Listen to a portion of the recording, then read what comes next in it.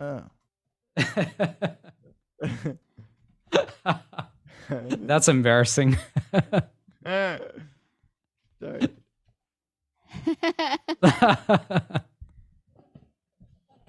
That is quality stuff. So we were having this stream. Yeah. Just so everyone knows, we were in it. We were having a full-on conversation and talking about all of you. Yeah, we were saying your names and everything. I had a funny burp joke, and everyone missed it. You missed it. Know Y'all, the they were next time late. That's gonna happen. They were Talked late. about They should have this. come in. Yeah. Talked about a hand hole, and now I've been I making went those like lately. this a lot. I went. Damn. I was talking about how The stream got more and more vulgar as we thought you guys were here, but turns out I was drooling while I was saying just terrible things that are like so embarrassing in retrospect. I wish I hadn't said them, but I should tell you what I said. I'm not sure if you should repeat it though. It was well. They need you were pushing it there. I want to keep my channel safe. Come on, I don't know spoilers, but we've all read The Godfather. Well, have we all read? Have we all read The Godfather, the whole beginning, through the wedding. Read it, and then delete it from your memory. There's a lot of sperm. It's true. And it's just sitting there in the whole wedding. In the book. And and only in the book. It's not in the movie, but it's true. And the thing is, like, everyone would be able to smell it because it was hot. It was outside. Hey, everyone. And we also anyway. had Hineni moments. Yeah, we missed a wholesome Hineni. Oh. Everyone needs I'm to sure see pictures of my dog. Hineni will pop up again. Yeah, he'll pop He's up. a good boy. Oh, yeah. We're talking about your release. Right, thank you all for tuning in. We're here to talk about your beautiful songs. We are very excited. Thank you. Hi. Hello. Thanks for waiting through our false podcast. Yeah. We've been here literally for 28 minutes. Yeah. Since 8. We started at 8 and we've been here this entire time, never being late. I can't believe it happens. It happens.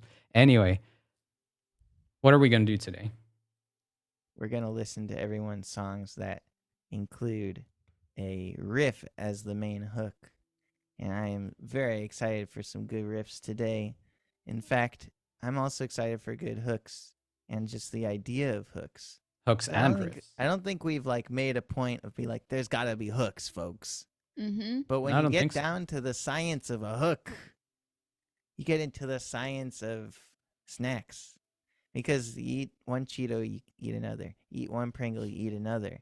How do you do that with music, but still be nutritious? You got to have Pringles in your music. Tahini. Put tahini on your Pringles. Something. What's tahini? It's tahini, but it's sesame seeds that are ground up into a slop, and you'll often have it on a falafel. It's really good. Where else do we have that? Tahini. Where else? I need to look this up. Mostly just on falafel. That's pretty much it. It's good. You know, if you got like a falafel spread, maybe without the wrap, you would still probably have tahini around.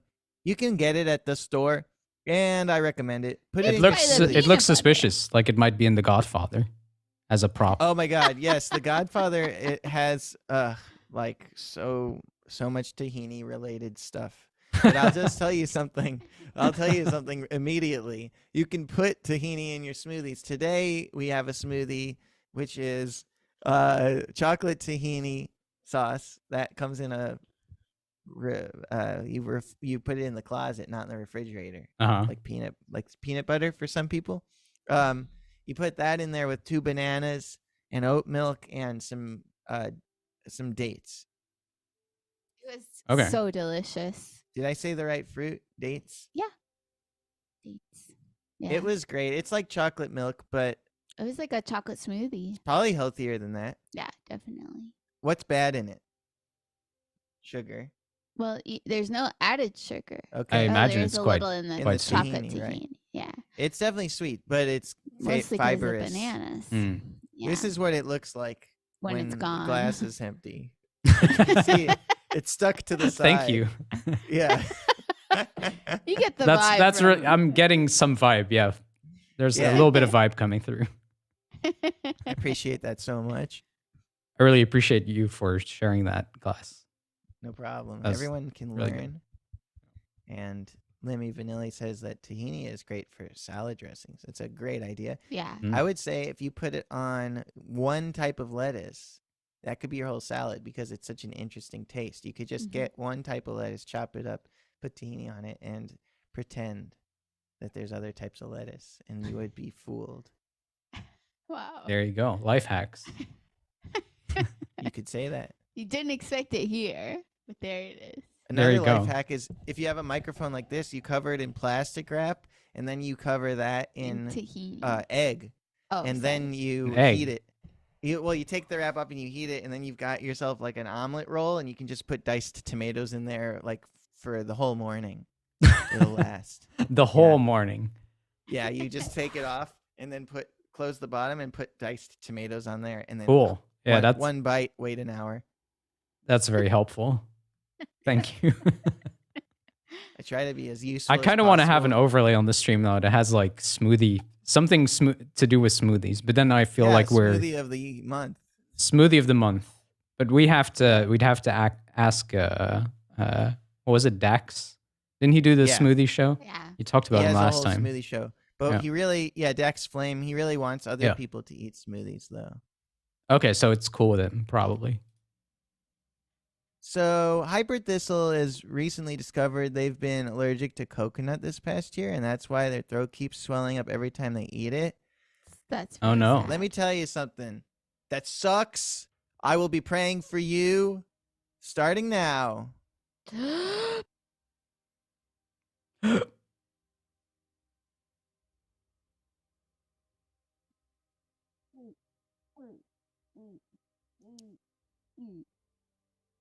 God, come down and kiss that coconut.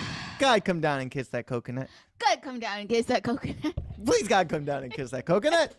God, come down and kiss that coconut. God, come down and kiss that coconut.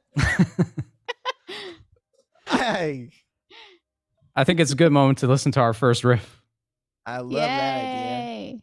Praise Can I, gu- coconuts and can I guess hyperthistle. who it's by? Yes.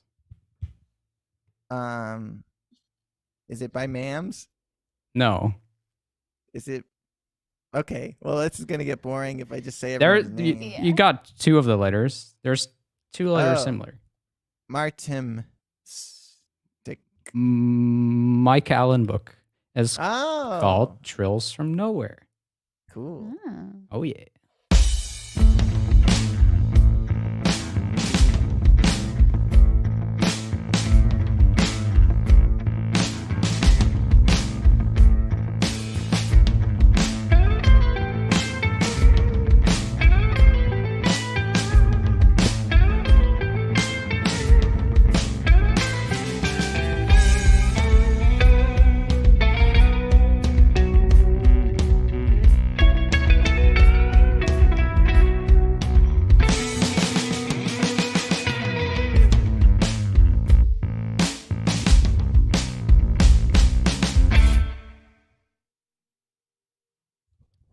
Cool. Cool. Yeah, that's a good riff. Yeah. That's fun. Very nice example to start with.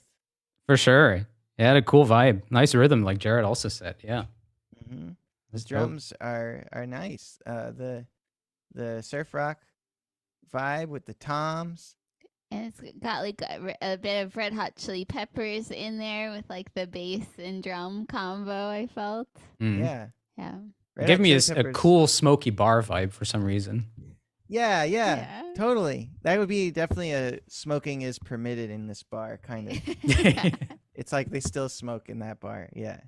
Mhm. Yeah, because I mean we've played a number of shows where it's still smoking, and yeah, like you could definitely get the whole audience dancing to that. There's like very few things you could get those audiences to dance to that don't have like some kind of twangy surf rock guitar in them. Mm. I think Yeah. they tell me this every time I go. Yeah, they shame us. Yeah, they're like, they're kind of mad that I use digital pedal with no spring reverb. But My God. Dad, we're not Do you really? smoking.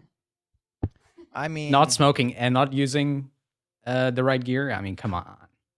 it was interesting. I had a friend who smokes cigarettes, and I was like, "Why do you do that?" And he said, "You're a loser because you don't do it." And so, yeah, it's why That's a good started point. smoking. Yes, now I smoke. Yeah. Congratulations on your new habit. Thanks. Yeah. Yeah, I like it. It's weird. It's quirky. But that was a cool song. I like how it's short and sweet. It's a Yep. nice riff. I mean, the obvious thing is I want it to be longer, but it's cool. It's a cool vibe.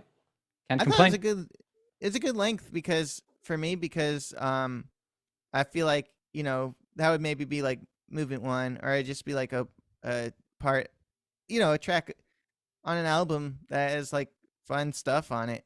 I just kind of like the lightness of it being like, yeah, that was a good time. It's like good playlist Right. material. I also like how it ends because Definitely. it ends with such a like a dot. That's it. Yeah. Boom. We're Statement done. made. Yep. Immediately the guitarist takes off his strap and the drummer stands up and puts their cymbals away. It's like, That's the entire set. when we were opening for the Dillinger Escape Plan, we would have to tear down the second the last note played. So we would be like, playing some really heavy, it's squeezing all the air out of this goddamn cave I live in. And I'm turning my thing off immediately. Like the helix is off. The cables are out. The amp is unplugged. I am taking the thing with the cables on it and the amp and getting off. It was like you had to be so quick. The time was limited. And then I would run over to the merch booth, so I wouldn't even care. I wouldn't even do my stuff. So Ben would have to do both his and my Both gear. rigs. Yeah. And Was it that tight? Oh yeah. Yeah, it was a and tight. if we went like 1 minute over, we get like a talking to. Oh shit! Yeah. We got a talking to. We did once, Just and then we never went over again. Yeah, and it's for like a sound check. Oh yeah, that's true. But you took too long on the sound check, or what? Mhm. Yeah, we wanted to try one more song, and they're like, "Don't do that." Yeah, they're like, "This isn't for you." The thing is, though, we were the last band sound checking, so because like they do it in reverse order. But we've only actually were the second band sound checking because everyone else didn't get chance to, so it was really unfair. The middle bands just you had to skip them, and then they got a line check like right when they played. So it's so hard. That's way harder. But yeah, it was kind of that would be a hilarious scene in a movie. Is like it's super intimate, like really connected song, and the audience is so into it, and then the second they end, they're like turning off the keyboard and turning everything off and like getting off as fast as possible, and the audience is like, that'd be cool. Yeah. Well, Mams is like, I haven't listened yet to Dillinger Escape Plan, but now they have no chance. Well, it wasn't their fault, I'd say. Yeah. I think that's just the way things are when you have a 4-band bill. It was nice of them. I think you said it was a pleasurable experience otherwise. Yeah. That was my favorite, like one of my favorite musical moments of my life. They were really, really amazing every day. I really liked that tour. Yeah. Did you watch their show every night? Or did you get a chance to do that? Yes. I watched we did. We watched their show every night, and honestly, like we've toured with lots of other great bands that you would want to watch their set for sure, but like not every single night. But the reason we want to watch their set every single night was because it was like watching wrestling matches where people really get hurt. Like there is a feeling like someone might die tonight. Yeah, every time. Like every time. Like there is one moment. There's all these like really magical moments. There's one moment. It was like the hardest show on the tour where the venue is really like rough, and like the sound people were mean and not like cooperative and not doing a good job, and it felt like everyone was like working against the whole like system of the venue. And when Dillinger Escape Plan was playing, somebody in the audience had this like I didn't know at the time it was like a kind of a normal thing in like heavy like band heavy audience moments when there's like a pit and stuff for people to like take off the lid of a water bottle and throw it. And so I watched somebody do that, and then somebody else caught it and drank the rest. So I saw this water bottle go and like fly through the air, spilling, and then land in someone's hand, and then they finished it. It was like, oh nice. my god. Yeah. Yep. Yeah, I think I've seen them twice, and it was similar experience. Just you don't know what to expect because it's just totally nuts. Those shows. Yes. Yeah. Unsustainably nuts, and I'm glad that they ended it before anyone got hurt more. Yeah, indeed, hurt more is a good way of putting. I feel like they pretty much hurt themselves every show. It seemed that way. Yeah. Occasionally, like they were fine with like lots and lots of people jumping onto the stage, like the fans. They were fine with that. They kind of encourage it. But occasionally someone would like jump up and be really disrespectful, like would be like attacking them or breaking things. Oh shit! Oh my god, yeah. That's a nightmare. Like while they're playing, for the guy who's attacking them, it's a nightmare. Yeah, because Ben Wyman knows Krav Maga like really well, and he's like very. Him and the singer are like very serious about don't come up and attack us, and like it's within their rights to defend themselves, and there's a lot of witnesses. So those people receive harm. They, like nothing like, too crazy that we saw, but like they get thrown off that stage like quickly and far. I bet. Yeah. Yeah. It's interesting, but yeah. Also, shame they're not touring anymore. It'd be fun to see them again, but you know. I mean, I wish like we could go back in time and watch old shows instead of them having to repeat. Like, because someone was gonna get really messed up eventually. I think. Yeah. I think it's also amazing that they stopped when they stopped because it seemed like they stopped at their prime. You know. Yeah. It's definitely a good. It's hard to do. it. Yeah. Yeah, it is. I really think that was ultimately very smart from a health standpoint. Yeah. I just don't know how you could keep doing that. Like. Yeah, for sure. And they have, kids. Yeah. Yeah. We have a song from Stealth Mouse called Space Debris. Let's listen.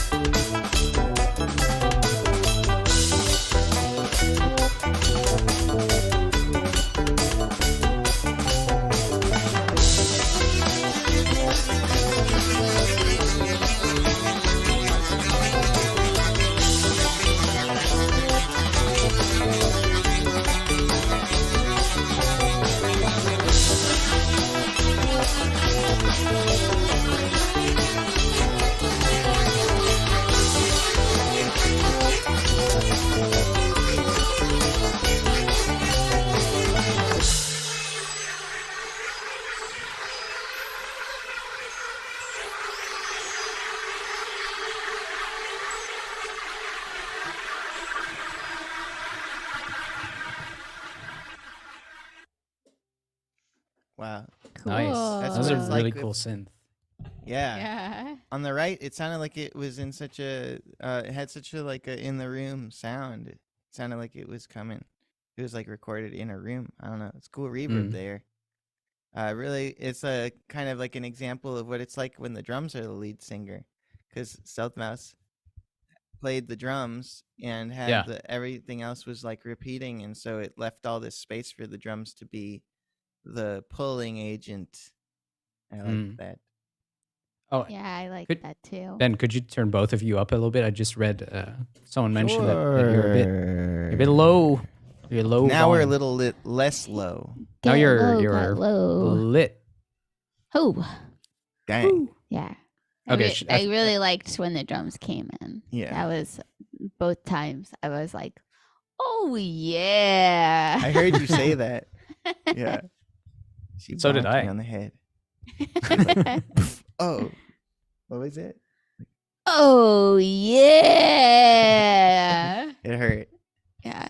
It's hard to be around you. Honestly, it's hard to be in the same around you because of the sound you make when you're happy. I know. Wow. All that because of Stealth Mouse? Yeah, thanks. But Stealth Mouse is one of like the common drum collaborators in the community here. A lot of people have Stealth on their tracks, and it's cool to hear just how much their production's evolving and like how their drumming fits in all these different ways. And this was I think a cool opportunity for the just like the tasteful creativity that Stealth Mouse has as a drummer to shine. Yeah. It hurt my eyes. It was shining so bright. Damn. I feel like drums fit better and better also. Like they're just mix wise, they sit better than what we've heard before. This is awesome. I wonder in terms of catchy hooks, if it would be interesting to explore a contrasting A and B section. Because I feel like sometimes precisely the lack of a hook makes something more hooky because we miss that ear candy or the whatever you called it, the Mars bar. Let's call it for now. you missed the Mars bar, and then the Mars bar comes back in the Cheetos. Yes, thank you. The Pringles. Then there's some Pringles again suddenly because the A section comes back, and you're like, oh, I like those, and it makes them extra nice. Yeah, because it was especially because it was so consistently there that once you remove it, it's a huge contrast, and then when it comes back in, you go, I'm home. Now, as far as snacks go, I think a good thing to remember is this is great when you're driving is pretzels and carrots. Have we talked about this before? No. Maybe. Okay, so it's so good. Yeah, so Ben invented it. Yeah, if you want to do a long drive and you're like trying to stay focused, have a bag of baby carrots and a bag of pretzels. And specifically, it was the honey pretzels from Trader Joe's, honey twist. Right. I think I don't think we have those. Work. It'll just be pretzels for this example. Okay. You have a bag of each. When you eat a carrot, you go, you know what would be good? I had this carrot. I would just think of something salty, something. Crunchy. Oh, yes, a pretzel. You eat the pretzel, and you're like, salty. I need a refreshment. Oh, a carrot. And you go and see how long you can go between your pretzel and your carrot within reason. You should still be comfortable. Should still be able to drive. You alternate. And that's how these sections can be in a song is like the pretzel and the carrot. Yeah. Exactly. Yep. Evolve your A sections so that the B sections feel like relief. And evolve like your B sections so that the return to the A section is a much needed kick. Pretzels. Gotta have that salt and carrots on your A section. Yeah. Oh yeah. Is the carrot in the stick, I guess. I think we should keep this a thing. We need food metaphors for each and every song. Okay, well, I could. And a smoothie recipe in between, but I'm sure I'll do it. we'll get there. I can do it. We have a song from the Res Band called No Dice. Cool.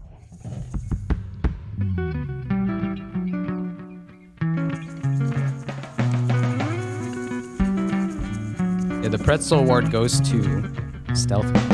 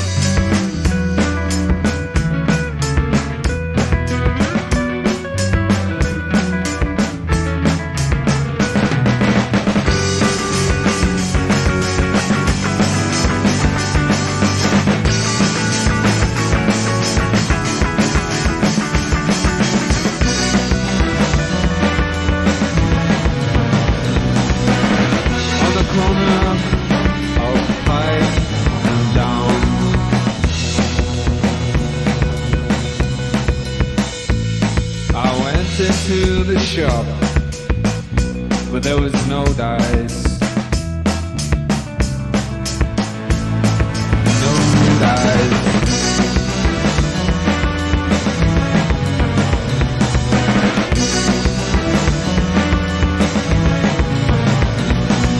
Second-hand clothes store across the street. Went in there and asked if I'd like a t-shirt. I said no, I want the dice. They said no dice. No dice. No dice. No dice. No dice. No dice. Second-hand ACDC movie. Second-hand Black Sabbath movie. I need the dice.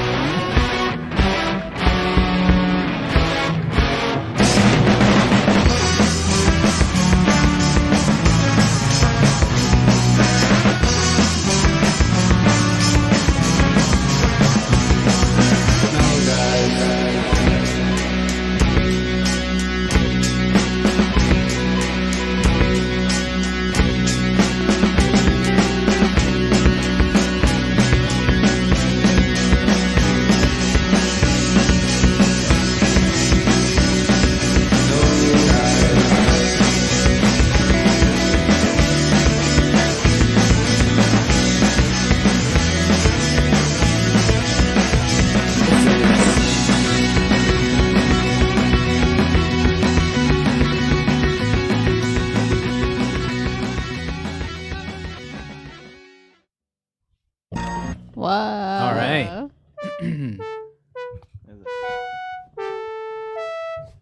That was a great I like hook. the hook. Yeah, it was so nice. Yeah.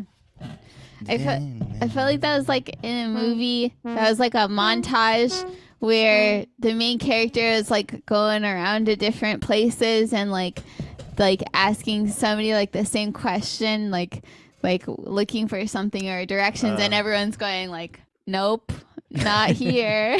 And it's no dice, and he's like, Yeah, like in Cowboy Bebop, where they're researching their bounty. Do you know this guy? Do you know that guy? yeah, and they're like, No. nope.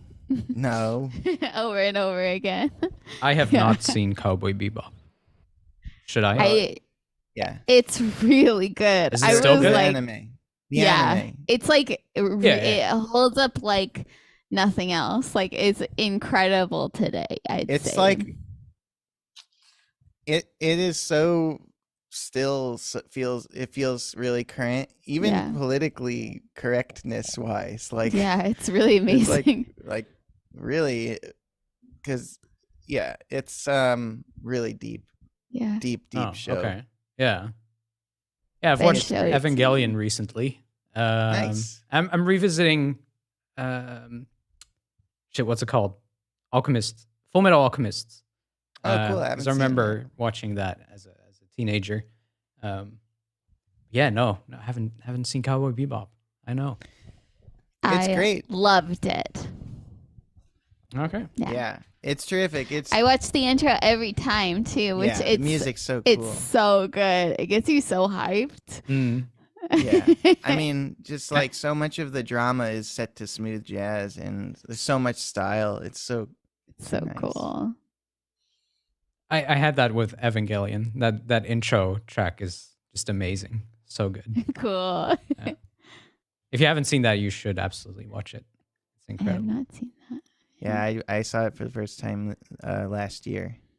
Oh, nice. And yeah, it's really, if you don't watch any of the other Evangelion things, if you just watch the original series and you're me, then you're really happy with how it all went.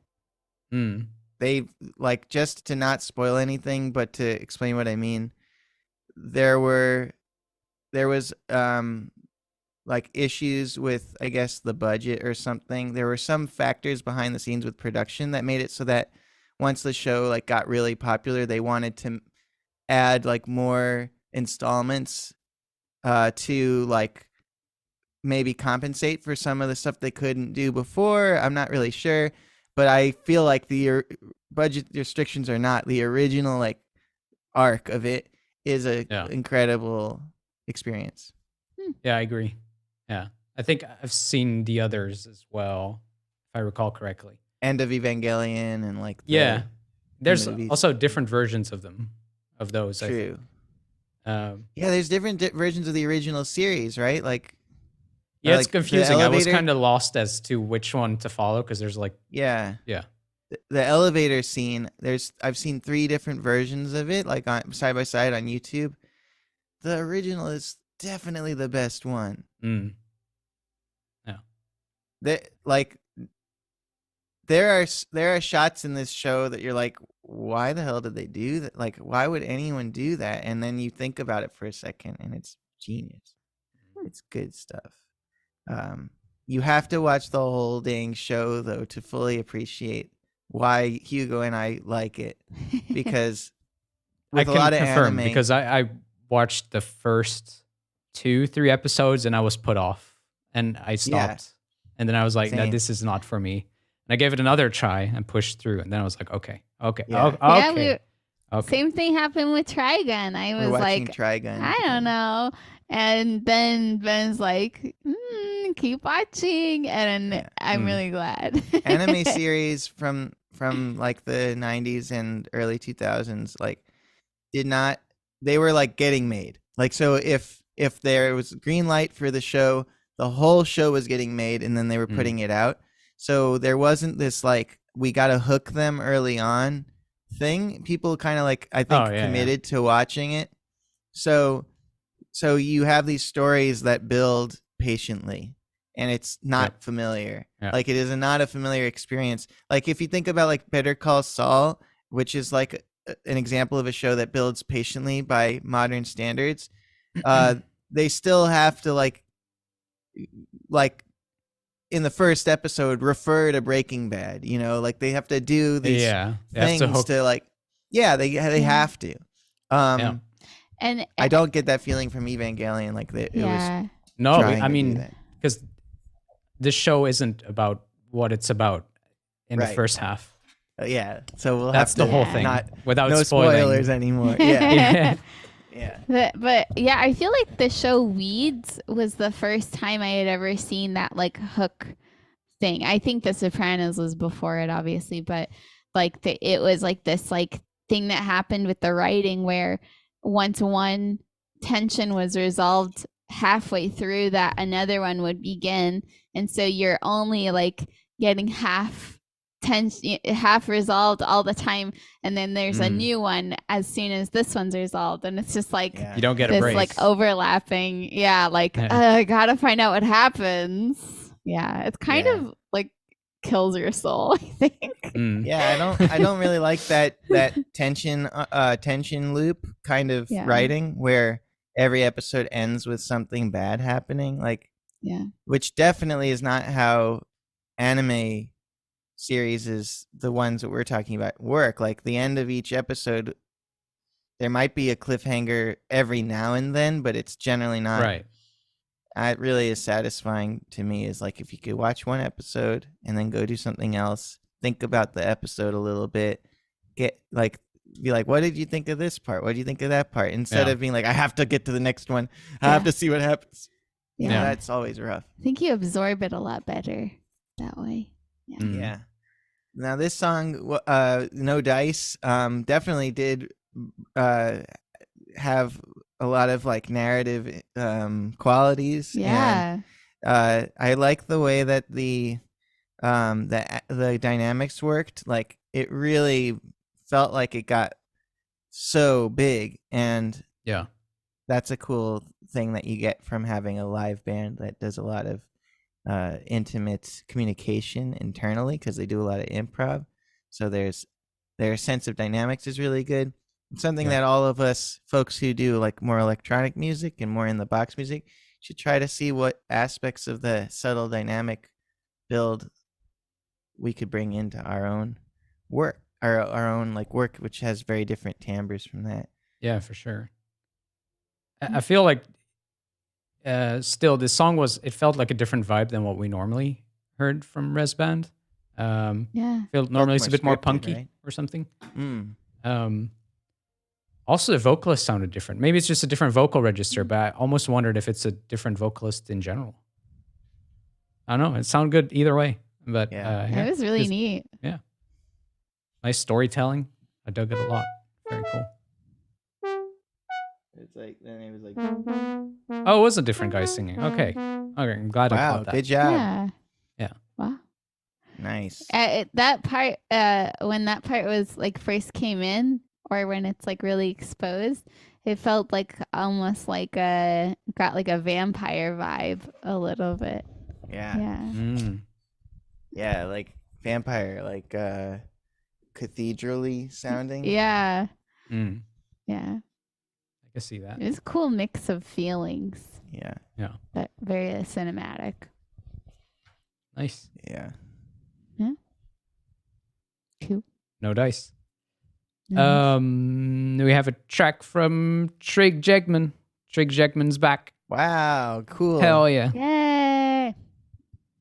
Also, Trig Jegman dropped a cover of a Radiohead song in Discord, and I don't remember hearing Trig sing before. Do you? Nice. No, I don't think so. Has a really good voice. We need to ask this of him. I'm saying this before we're judging the song, but yeah. Vocals, Trig. Come on. I did a little performance of my new EP over the MIDI, the MuseScore, in my like release stream, and that was cool. So even Trig singing over the classic Trig sounds would be really cool. Yeah. Oh yeah, and Trig dropped an album. That's true. That's true. It was a good album. I listened to about half of it so far. It was great. Yeah. Wow. Anyway, nice. Tessellating Pavement from Trig Jegman.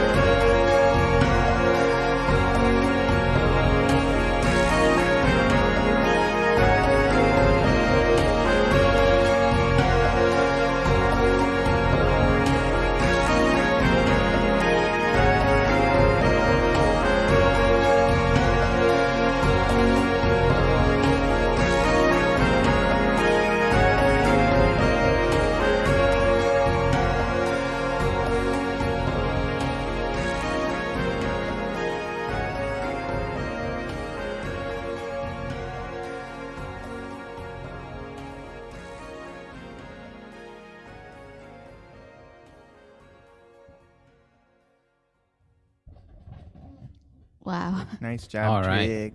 Yeah. Oh, so cool. Such a nice sound selection in this.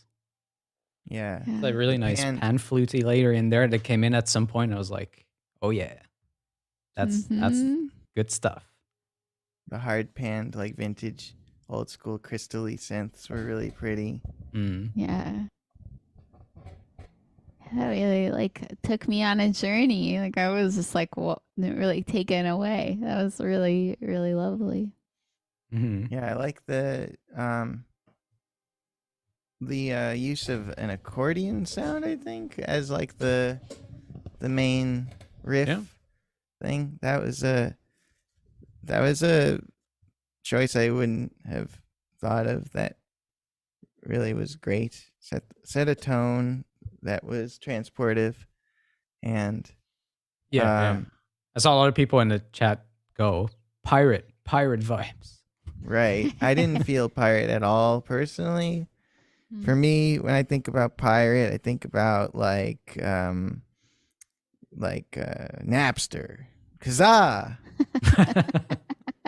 I don't think of accordion. I think of beep beep boop boop boop beep. Digital pirate. Yeah. Yeah. Were you doing the internet sounds? Yeah, I was doing internet sounds.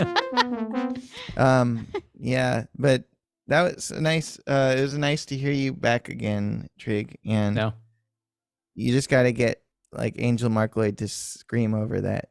And and you've got yourself a commercial hit. There you go. The secret You'll make sauce. $1 million on AdSense. Nice. Oh yeah, you know what's a bad idea though is when you're putting your music on DistroKid or CD Baby, letting them send it to Instagram is bad, because then when you post your videos, like your reels and stuff of your album, they just take them down because they think it belongs to someone. Really? That's not you. That's been happening to me. Yeah. Oh shit. Okay. I just did that. Fuck. You just unclick Instagram. They'll take it off of Instagram. Oh, they'll take it away again. Mm-hmm. You can like update the thing. Yeah, I think so. You can ask. I think that's the thing. You can stop. I've done it. Oh, okay. That's good to know. Yeah. Yeah. It's good to do with YouTube too. Oh yes. Never make it available on YouTube Music if you want to ever post it anywhere. Yeah, I looked into it. It seemed weird because like you can do it and then you can claim the account or something that they posted to. But it was. Yeah, I it claimed seemed like my a account. weird process to go through where you can literally just upload it to your own channel. Yeah. Yeah. Same with TikTok. Alex Artificial pointed out it's happened to me as well. Yep. But isn't that how you get people to use your songs? Like, won't it then be available for people to make TikToks with your song? Right. So, I mean, they can make TikToks with your song if you don't put it up there. Or no, they can't. Yeah, it sucks. It's hard. Trig says, it's almost as if the musicians get screwed again. Yeah, it's not a good system. There's no accordion. Oh. Okay. Okay. And that's Trig's main instrument, but there was no accordion here. Oh, okay. So I guess it does. I guess I have to do an embarrassing emoji. You should express your embarrassment. Yeah, Trig, more vocals would be awesome. That Radiohead sample was great. Please do. Next time with vocals, please. Please. I beg you. We have a song from Doctor Whom featuring Dead Emails, and it's called Your Bleak American. Nice. That's a collab I was hoping for because I think they live near each other. Oh, cool. Okay.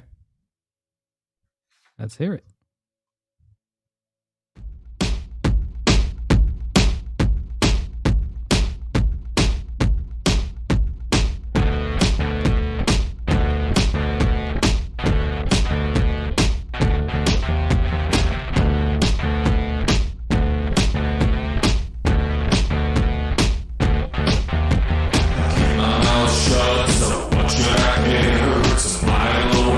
Just pour me a beer.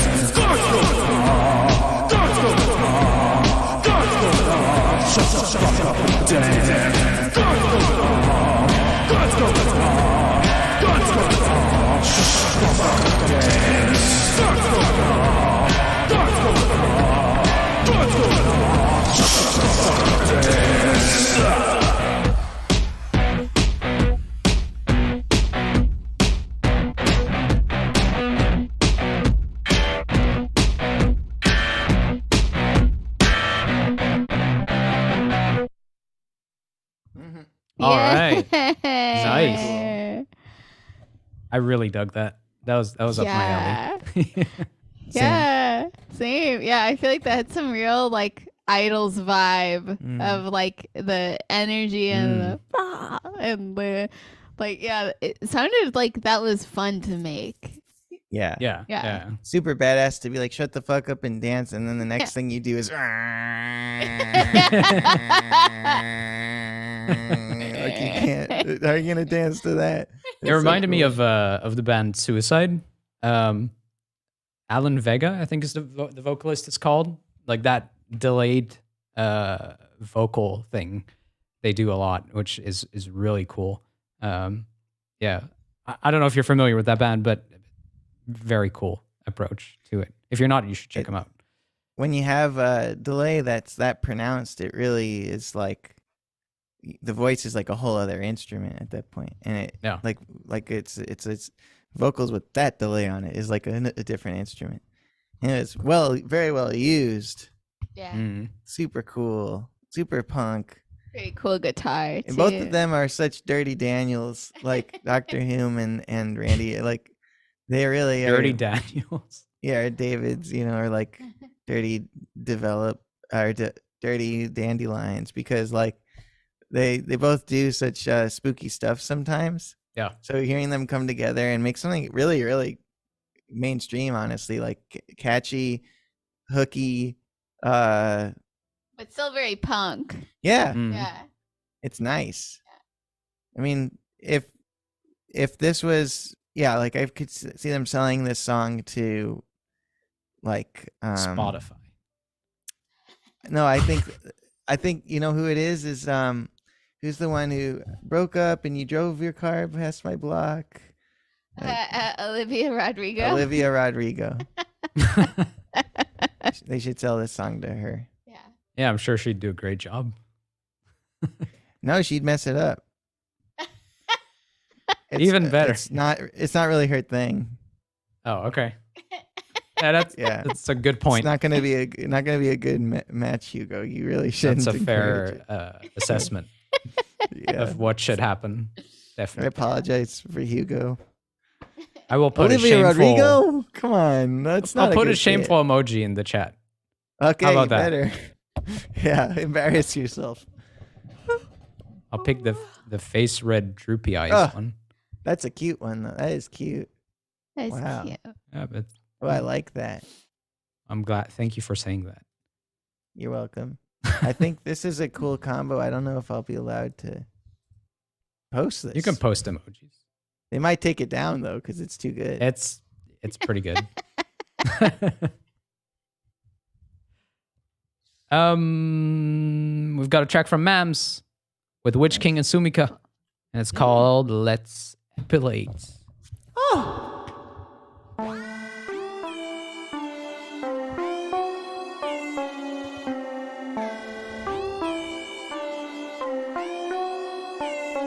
I was trained.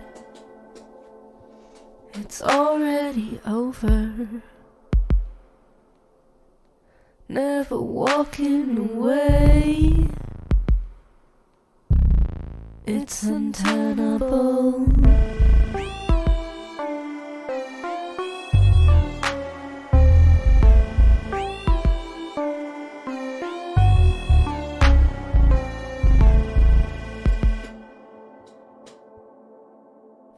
Our mistakes, it's arbitrary to us now. Never walking away. It's like a sinkhole brow.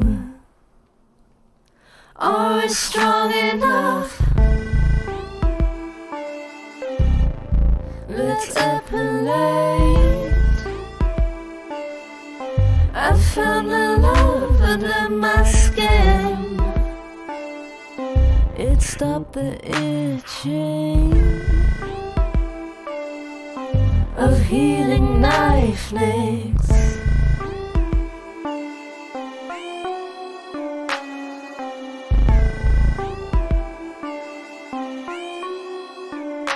I was trained.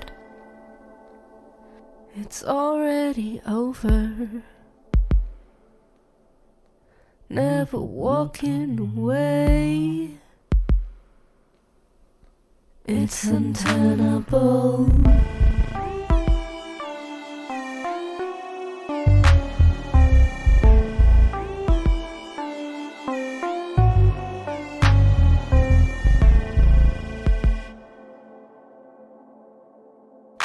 Our mistakes,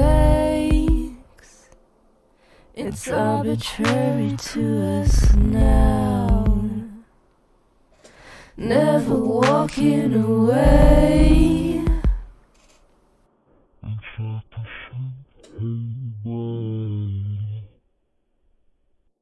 Are we strong enough? Let's appellate. I found a love under my skin. It stopped the itching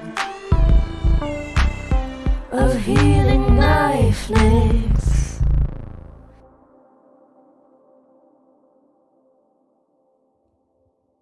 All right. Yay. Nice. A lot more space in that song than usual in songs. Yeah. Yeah. Cool. And that bass like- was huge. Yeah. It kept feeling like, is it over? And then it kept coming back and like, oh, nice. Yeah, it's cool tension. For sure. That was some people mentioned that's like Mams finally doing a pop song, and yeah, they were getting there. That's definitely it's definitely a unique Mams experience, I'd say.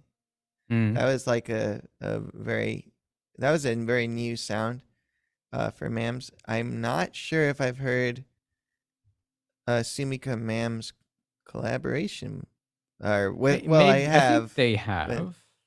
But maybe They've done I don't know. some stuff. Maybe I can't remember things anymore. This is age. It's not my the fault. years catching up. I'm 34. Damn. And yep, that means if I live this long again, I'll be 68. That's pretty good. Not bad. Not bad. Yeah. If I start over right now, the ticket to the future is always blank. Da-da-da-dee. Has anyone not collaborated with everyone else already? Is Who? Yes. that maybe? Yeah. We try to push Mams to write a pop song simply because Mams has written every kind of song I can imagine. Yeah, pretty much. Except for a pop song. Yeah. Just like a Candy Crush version of music, like a cell phone app, viral cell phone app. Okay, listen, we need a K-pop challenge. And he can't get around that. Did we ever do a Nightcore challenge? Did we do that? We did something along those lines, I think. We did like a fast, like sped up thing. Oh, okay. Yeah. I think. Yeah. K-pop challenge is a good idea. I really think it would be crazy if we did a city pop or K-pop, not that those are the same thing. They're different things, but just like something where it's like a style that's like poppy and very like focused sound to it. Like you'd be like, I know what that is. Because like the thing is we always get so much variety. But what if like the parameters were super specific stylistically, and then everyone's expression would have to be coming from how they do it, but not necessarily like. Yeah, I guess we would just put like a little fence around. Like, it'd be like if you did, everyone has to do like not just metal, but specifically like thrash metal or specifically because metal is still too broad. Yeah, you can do things around it. Like you could say pop, and you could be talking about the Chainsmokers or Taylor Swift or pop in the '60s, whatever. Beyonce, there's so much variety. Yeah, exactly, like the Beatles. Yeah. But you could say '60s pop, rock, and be like specifically focusing on you're either gonna make a George song, a Paul song, or a John song, or a Beach Boys, or you could do Yoko Ono. Which would be really fun. Everyone would pick Yoko. In our community, yes, probably. Yeah. Yeah. They should have make a song in the style of Yoko Ono. That could be a good challenge. It was I'm glad they broke up. I'm glad that band broke up. Me too. They seemed like they needed a break. Yeah, what they went through was really like wrong. It's like not good for humans. Yeah. Imagine playing shows and you can't hear your music because people are screaming just because they see you. That does not sound pleasant. Like, do we like screams? Does anyone like to be screamed at by many people? Like, even if it's positive, like, you ever like rip a fart and everyone just screams because they loved it? And like, because that would be what it'd feel like, right? You just showed up. Right. You didn't do anything. And everyone's like, and it's like at you. It's so much sound. Yeah. And you're like, I want to hold your hand. And people are like, yeah. It's like, wow. Read the room. Also deafening. Yeah, probably. Yeah. Yeah. That has to cause hearing damage at some point. Awful. Yeah. Yeah. I'm grateful for the time we're in when it comes to earplugs. Not gonna like which one. That's what I thought initially too, and I was like, "Wait." Right. I didn't mean John and Yoko. I meant the Beatles. Yeah. I like Yoko Ono because people like me are supposed to. That's why. That's why. Because you're one of the good guys. I'm one of the good guys, and that's why I genuinely like her, but like it's not a surprise. Yeah, it's not like a controversial in this crowd. It's not controversial to be like, I actually like Yoko, and it's like, like, what are you still one of those people who thinks, oh, she's so weird because when she sings songs, it's different than the way I do it. No, it's like, what am I here for? I'm supposed to carry on her vibe. If I don't carry on the Yoko vibe, what am I, Paul? Can't we just make good music? Let's make some fun music. No, I'm Yoko. You're like going. I'm like, keep climbing ladders. Yeah. I'm like, good inspirational quotes on Twitter. Yes. Hashtag boss babe. Yeah, that's me. That's what Yoko's always seen like. That's her vibe. That's her whole thing. Yeah. Each day is the death that comes from birth. Hashtag boss babe. I'm going to look up what she said yesterday. Let's see if she tweeted anything yesterday. Speaking What's of, today? we have 3 songs of our own, sort of, kind of. Oh my God, she's 90. Wow. Damn. good for her. I had no idea. Good for Go her. on, sorry. Should we flip a coin? Who goes first? Yeah, well, we got 3. Yeah. We got 3. So, how do we flip a coin? A 3-sided coin. All right, should we rock it? Wait, Rock, can't- paper, scissors. we can't do it over the. Wait. Okay. Yes, I've we got can. an idea. You could. Yeah. You could because you could go under Uh-huh. and then just hold it up. Hold and up don't what you meant. change it. What you Yeah. did. So All right, you go rock yeah. paper scissors. And if you win, it's And your then- song. You say shoot, and then if you win, it's your song. Okay. okay. Okay. So everybody's Under the ready? table. Okay. Everybody's ready. Yeah. Everyone in chat ready? All right. Rock, Ready? paper, Paper, scissors. scissors, shoot. Shoot. Okay, so now me versus Hugo. Yeah. All right. Rock, paper, scissors, shoot. Ooh, la la. Ooh, You la, got la. me. Ben first. Ben first. I love your song, Ben. Oh, well, you haven't heard it. So- no, she has heard it. Stop flirting, We are- guys. Come on. Yeah. Sorry. Come on. I'm going to dirt your turd later. How's that? That's less okay, that sounds romantic. pretty good. That sounds pretty good. How It's do I called- get out of the emoji selection screen? I- Screen. Okay, I'm There back. you go. it's called Control Mix 1. That's Yeah, that's the name of yeah. Ben's song. Should be called Control. Well, okay. I mean, If you say so.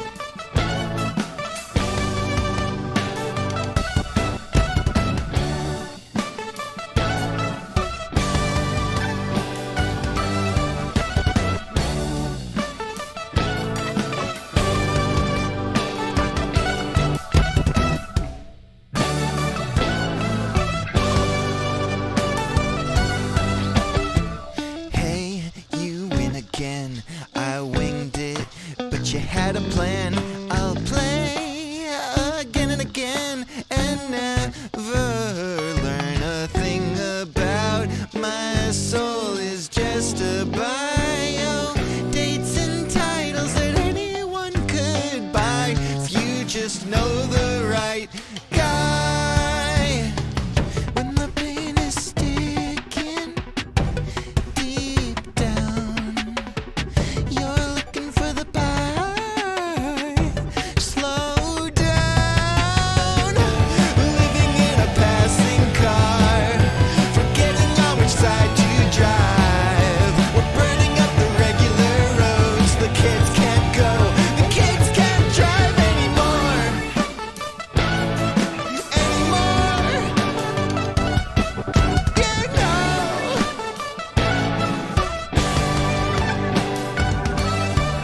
I'm sorry that I walked away from following up when you walked away. Now it's my turn to text you too late. Is that ever okay? Is that ever okay?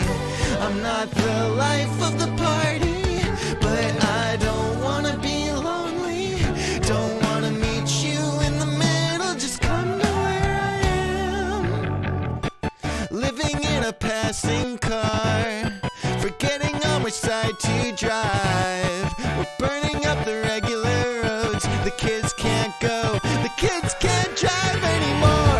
We're not out of breath. We scream until we lose our shit. And all the talent in my fist can't beat up last month's rent.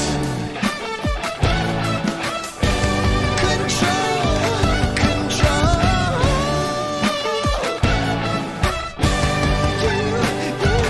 You know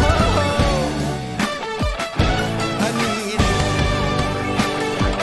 control.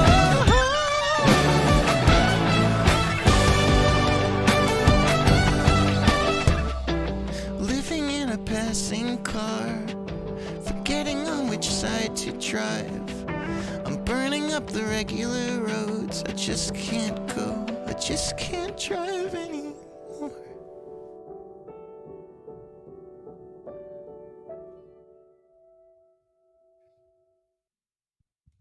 Yay! Yay, man! That was awesome. That was cool. Yay! Thank you. Also sounds so well mixed and everything already. Dang. I know. You worked it. Thank you. Yeah, I worked hard on it. You did. Yeah, I did. I worked hard on it, and because I realized this month that I really like writing songs again. Like I always never stopped liking it, but now I like it's like boosts my self-esteem to do it because I feel like it's the only thing that I do well with no caveats. Whereas like with Blender, it's like as long as I'm aiming for something that's supposed to look janky, I can tell a lot of stories with Blender, but it has to be a little janky. Like Right. if I'm gonna do like yeah, just with songwriting, with songwriting and production stuff, I feel like I get a lot more in the flow, and I just get a little more art boy and less like how do I minimize damage. With Blender, a lot of the time it's like how do I minimize damage. Is that actually a thought that's in your workflow? It's like a conscious decision or something, or I don't know. I think I create a lot of safety for myself by having my aesthetic be cracked. Like for instance, but I think that's so interesting because like in Blender and stuff I can see that, but then musically that's not happening. Right, exactly. Like in my music, I feel like it's just whatever. Like I can do anything. I feel like with music, with songwriting, I could write whatever I'm feeling the way I feel it. And I've got a pretty good connection between how I feel and the music I make. Whereas with my other stuff, it's always like, what's like a workflow that would be fast, that would express this adequately, but it's like there are a lot of parameters. Whereas with this, it's like, yeah, I'm kind of in like a pop punk phase ish, and I can just do that now. And that's because I've made so many songs over so many years, and I've also iterated a lot. So like, I used to mix everything myself, and that time was very educational for me. Now I mixed that, but I prefer to hire people. I prefer to hire my friend Brad to mix my stuff when I can. But I spent a lot of time mixing my own stuff, which I recommend to everyone. Yeah, mix your own it's a good stuff. skill to have. And Stealth Mouse, the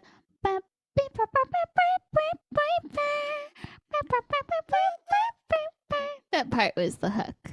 Yeah. Yeah. That's the riff hook in my mind. Yeah. Yep. Yeah. I agree. Yeah. Agree with your mind. There's also little ear candy moments in there too, which was neat. It really sounded like a complete track, you know. When you have those little tiny things here and there, that's how you know. Yeah. Yeah.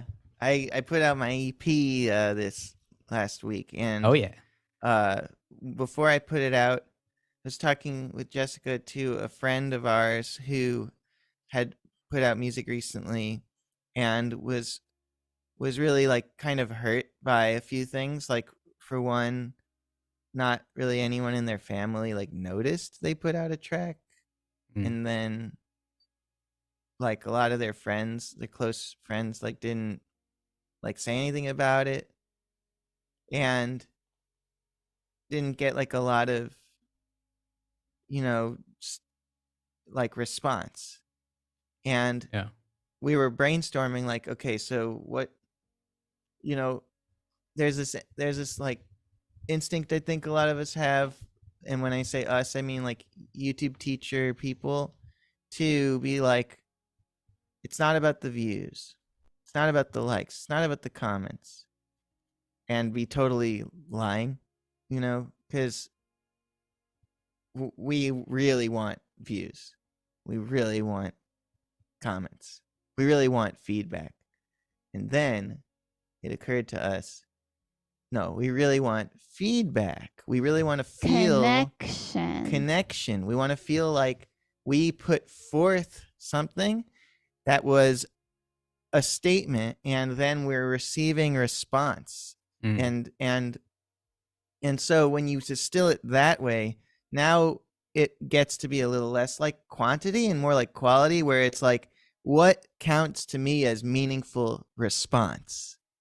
So of course, like having millions of comments would feel like a lot happened, but a couple bad ones could stick in your head, and that actually might not do much for you. Yeah. But not hearing from your family, that does kind of suck. Yeah. So So we kind of narrowed it down. Like, all right, we got to make sure that our parents or whoever is most close to us knows we did this, and even go so far as to ask them to listen to it with us, make like listening parties or whatever. Like, and so I'm really glad I had that conversation before I put out this EP, because I've been really focusing through it on the feeling of connection, and I've had a good, meaningful experience emphasizing that in my head. And so it made me want to write more songs. And so I did work really hard on this one. Didn't treat it sort of like a challenge for the stream as much as like a track for my next album. And I'll still hire Brad to mix it, because I think he would do it better. And I might even get a real drummer involved. But then again, like once Brad does his thing, the fake drums sound nice. Yeah. Sound broken enough, There's also something about initial, I don't want to call this a demo, because this was, of course, way more than a demo, but like initial versions of a track that are like close to your heart, typically. At least that's how I feel about. Yeah, and then if you go have them mixed properly, they can lose a lot of their character because they're trying to get the best tones, and that can be a mistake. But yeah, it's like, I think what this track could use on a mixing level is more sense of it existing in a room, and I think reamping some of the elements in a more room with like some room mix, and another thing this track could use is in the first verse, the shakers are wide and everything else is in the middle. I think the shakers spoil the wideness that happens in the second half of the first verse. So the shakers should be in the middle too. Or just like a little less. Yeah, maybe a little, and not this, but this, because then what will happen is once the subtle width comes in, it will feel less subtle, because there's like subtle width that happens in the second half. Right. Cool.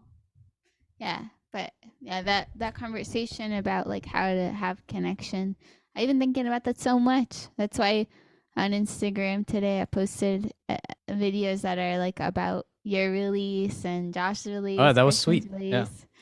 Yeah, it's just like, it was just, sometimes as a friend I don't get on it right away, and then I feel really bad, like, oh, I didn't repost this, or I didn't make my own post about this. And I just like, I wanted to do this kind of thing all the time. Like, I want to like really be like, hey everyone, my friend is cool, but I don't generally have the energy for it, and this time I did. So I just did a batch of my friends are great, and that's awesome. It feels really good. It was really nice to see you. Yeah, it felt good to do. Awesome. That's also not the type of content you tend to see on Instagram. It's always, look at what I did. Exactly. I'm fucking awesome. Look at this shit. You know? So it's nice and refreshing to see someone, hey, this is my cool friend. Yeah. It's a good vibe. Yeah. Thanks. I love your song, Ben. Thank you. Thanks for all the feedback, everybody. Yeah. It's really good. And I feel like your harmonies sometimes sound like me now. Your high singing is, we got this like very similar timbre. I wonder why. Placement. Yeah. Well, there's like, I'm really lucky that I can always ask Jessica to sing on stuff because there are a lot of times where I really shouldn't sing up the octave to get the impact. Like I could go like the living in a passing car, forgetting of which side to drive. Like that's cool, but it's probably better if I'm like living in a passing car, forgetting on which side to drive. That's got the punch, but I still need the range there. Yeah. So I did it falsetto in this, but it'd probably be more powerful if it was instead of 3 falsetto bends, just 1 Jessica, and the Jessica's got a micro shift so that she's a little bit wide and I'm in the middle, and it's just 2 tracks, but it fills that space. Yeah. Can you sing that? Living in a passing car. Yeah, it sounds better than living in a passing car. Like there's more there's like more definition in the mids. Like that it cuts through. Like can you go You hear that like how there's like that's better EQ'd already. It like comes in better EQ'd that. You've got good EQ. She's got that thing that burns, like her spit chlamydia thing. Yeah. Acid the chlamydia thing. Yeah. Doggy makes my pee-pee go down on Bandcamp. Sometimes listening to that is like the harmonies do sound like me. Sorry, I interrupted. Oh yeah. 2 Fun Guys. Yeah, background vocals. I mean, Jessica definitely does the background vocals and main vocals on the first song on the album 2 Fun Guys. And Witch King's wondering if I'll put Doggy Makes My Pee-Pee Go Down on Bandcamp. I'm not sure about that one living outside of the video it's in, but I do like it. Me too. Having a doggy makes my pee-pee go down.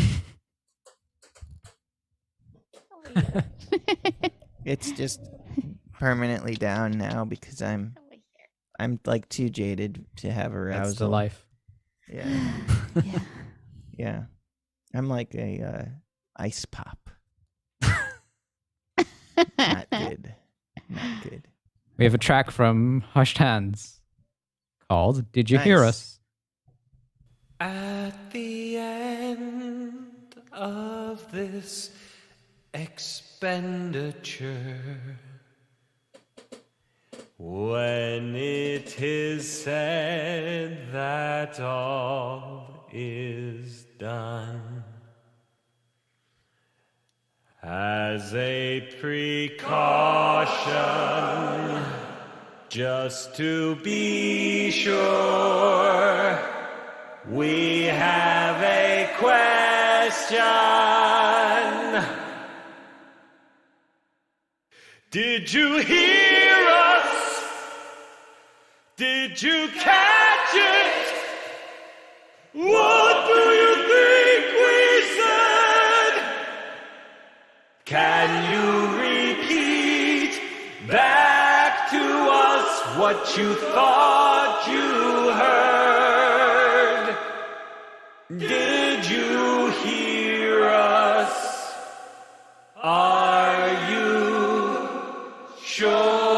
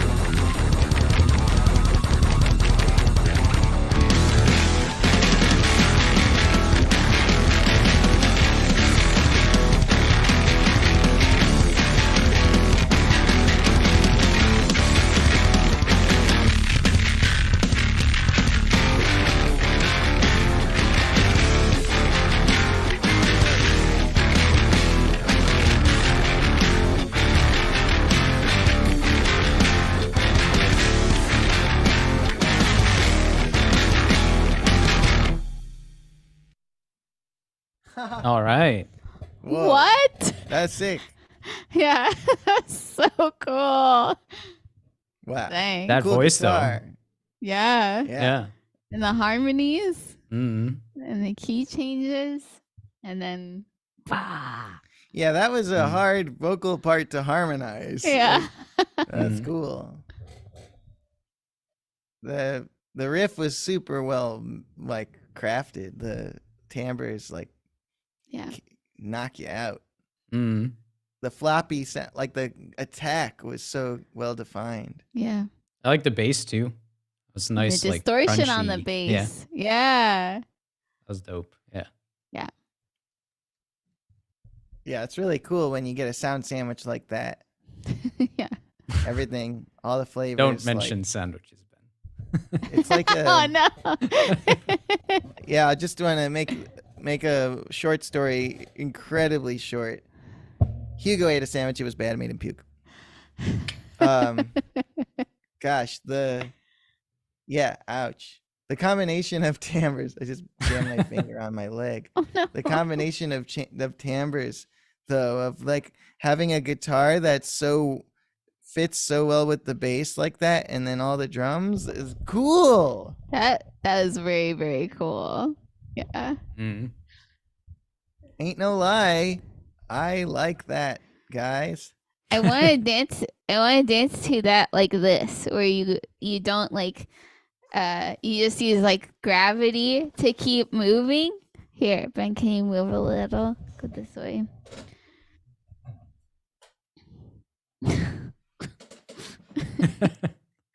You can't go that way. Oh, you want me to Roll a little. roll over? Yeah. Okay, that's good. I think. So you just go like this. You go.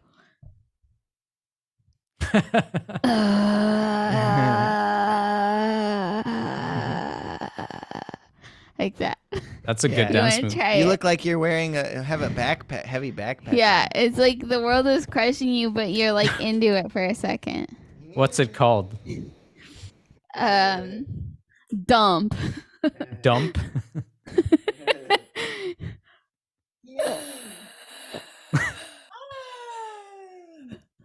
He died, sweetie. Oh my god, we have a special guest. Hello.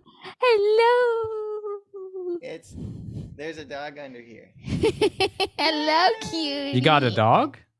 Yes. I have an announcement to make. I've been sitting on this one for a while, but Please. in February Please. of What an occasion. 2022, a little over a year ago, Uh-huh. we actually adopted a dog, and I've been shy to mention him. I've been shy to show any pictures of him because I don't want him to like be out there on the internet. You know, Yeah, I can imagine. make him vulnerable to all kinds of creeps. Yep. I don't want people to like come to our house to pet the dog. feel his muscles because he's getting really ripped. But yeah, we do have a dog, and his name is Hineni, and I love him. And Not Snoop Dogg.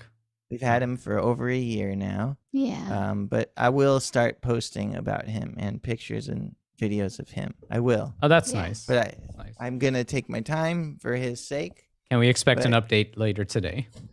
He's over there, and he wants to be touched. I could touch him for a little while. All right. Okay, I'm gonna touch him for a second. Yeah, Do he your needs thing. touch. I'll be right back. I'll just fill in for both of us. I'll try to do an awesome job Should we- representing you. Oh, she has no headphones.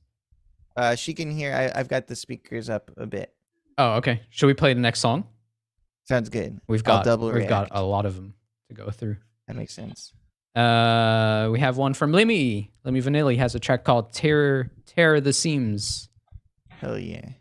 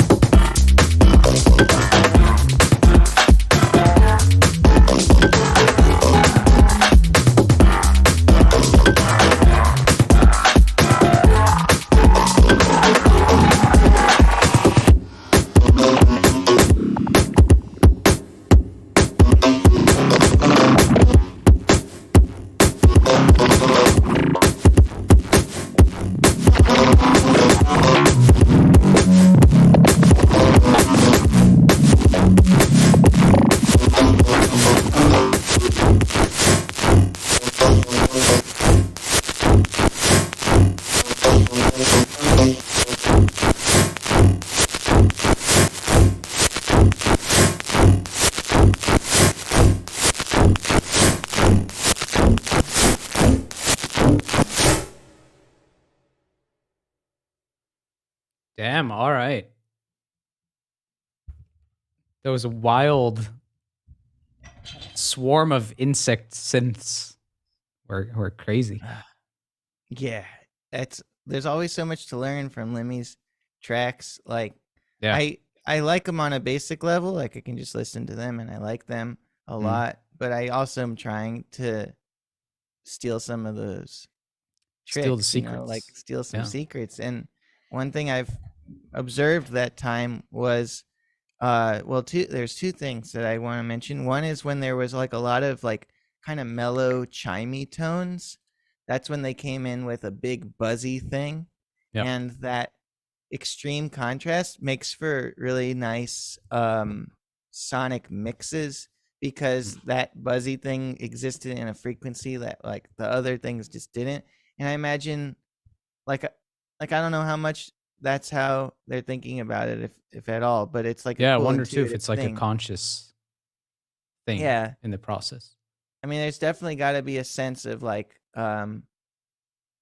they're like, I want to do a thing, what fits, like usually like our ideas, when we have ideas, it's usually because there's something missing, like there's a hole to fill, and then an idea forms to fill it.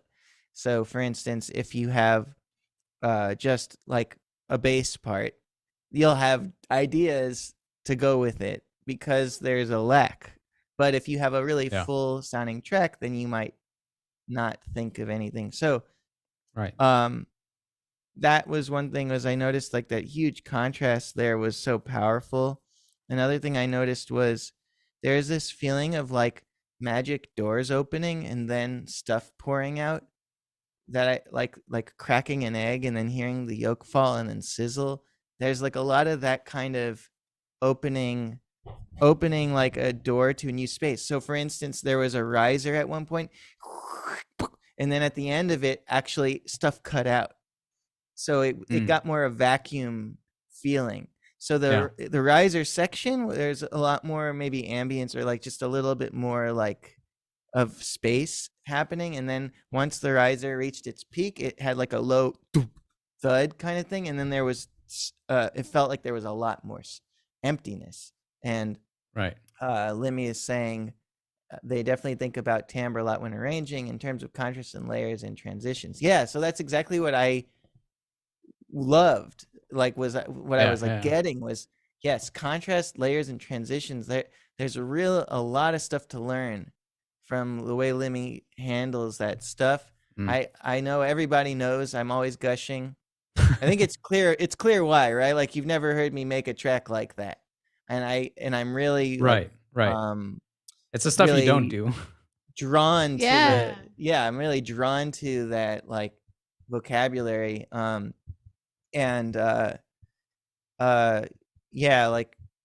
I just think that has also like that way of thinking in a more micro sense has a lot to do with why the drum sounds sound so good.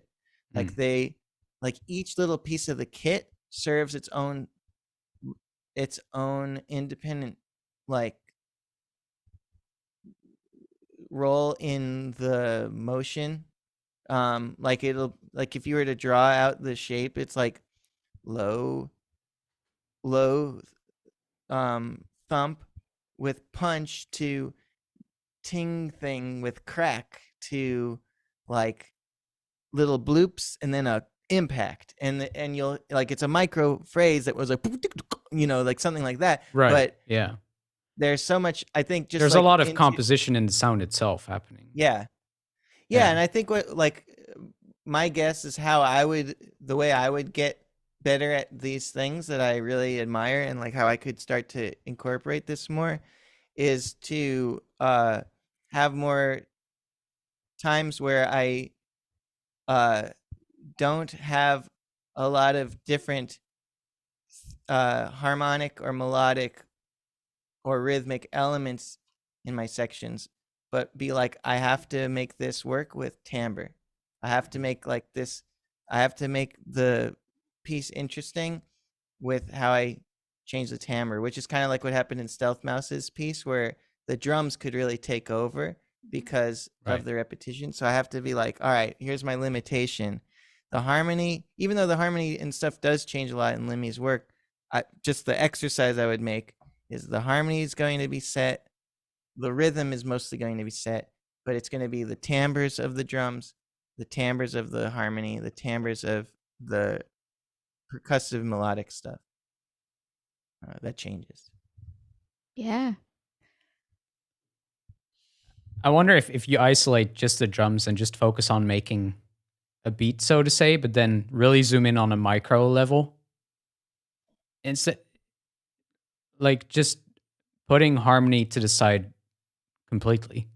If that would be a helpful part of the process, where you just meticulously design, almost like a sound design session, but then you're also already arranging a little bit how all those sounds follow each other and all that. Like how could I make a whole composition that's just kind of pitch ambiguous? Where it's like percussive drum parts and like there is pitch, but it's not like... Yeah, but the focus is on the tonal element and not on the timbre element, I mean by that. And not, what's all happening. The tones. Yeah, exactly. And not the pitches. Yeah. Well, I said a lot, but other people got things. I'll just go disappear into Hugo's microphone. There was I'll add one more thing. There was a really cool chord in there that was unexpected. Like the first two chords felt like a very familiar land, but then the third chord was this kind of tritonal thing, which I really liked. Made it more spooky and unexpected and interesting. Cool. Yeah, I think my favorite moment was like when we were hearing this melody from the synth, and then the synth was getting more and more broken sounding and like out of tune. That was a really cool. Like I was just like, okay, what? Yeah, that like the decay and deterioration stuff is also huge. Mm. Yeah, that's really special. I just hit myself a little bit.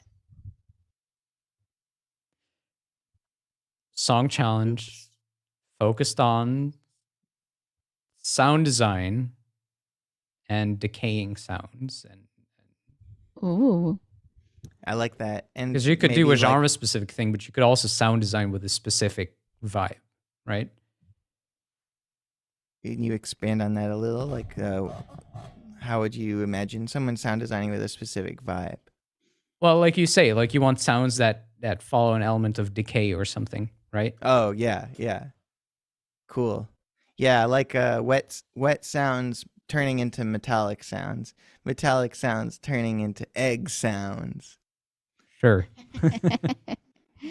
Everything turning into a radio static. Oh, no. Turns out it was the computers all along. Computers. We have a song from Nyai Tsupi called Toltec Town, 3 Pools That Reflect the Moon. Ooh. Cool.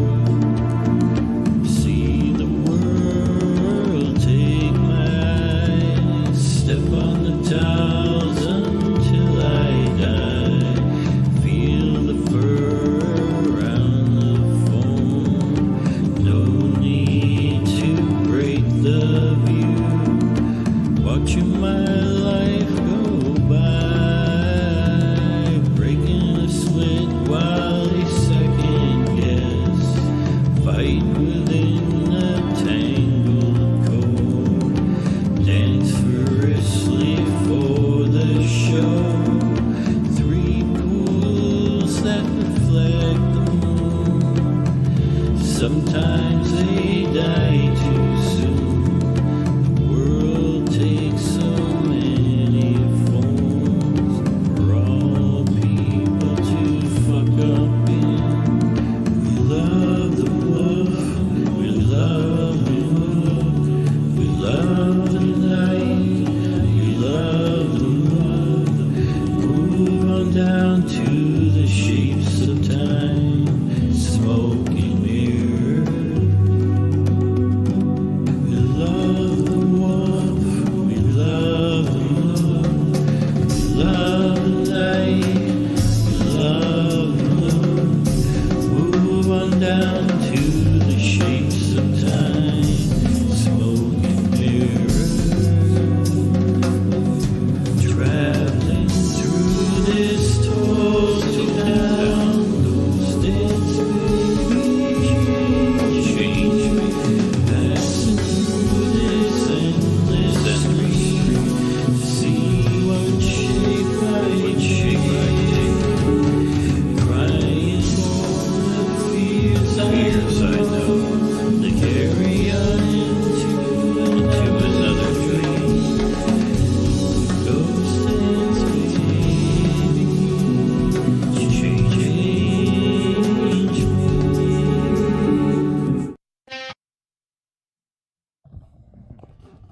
All right, Yaitubi. That is a very spiritual sounding track, and Yeah. the way it shifts from like the darkness to the love stuff is really great chords and melody there. Hmm.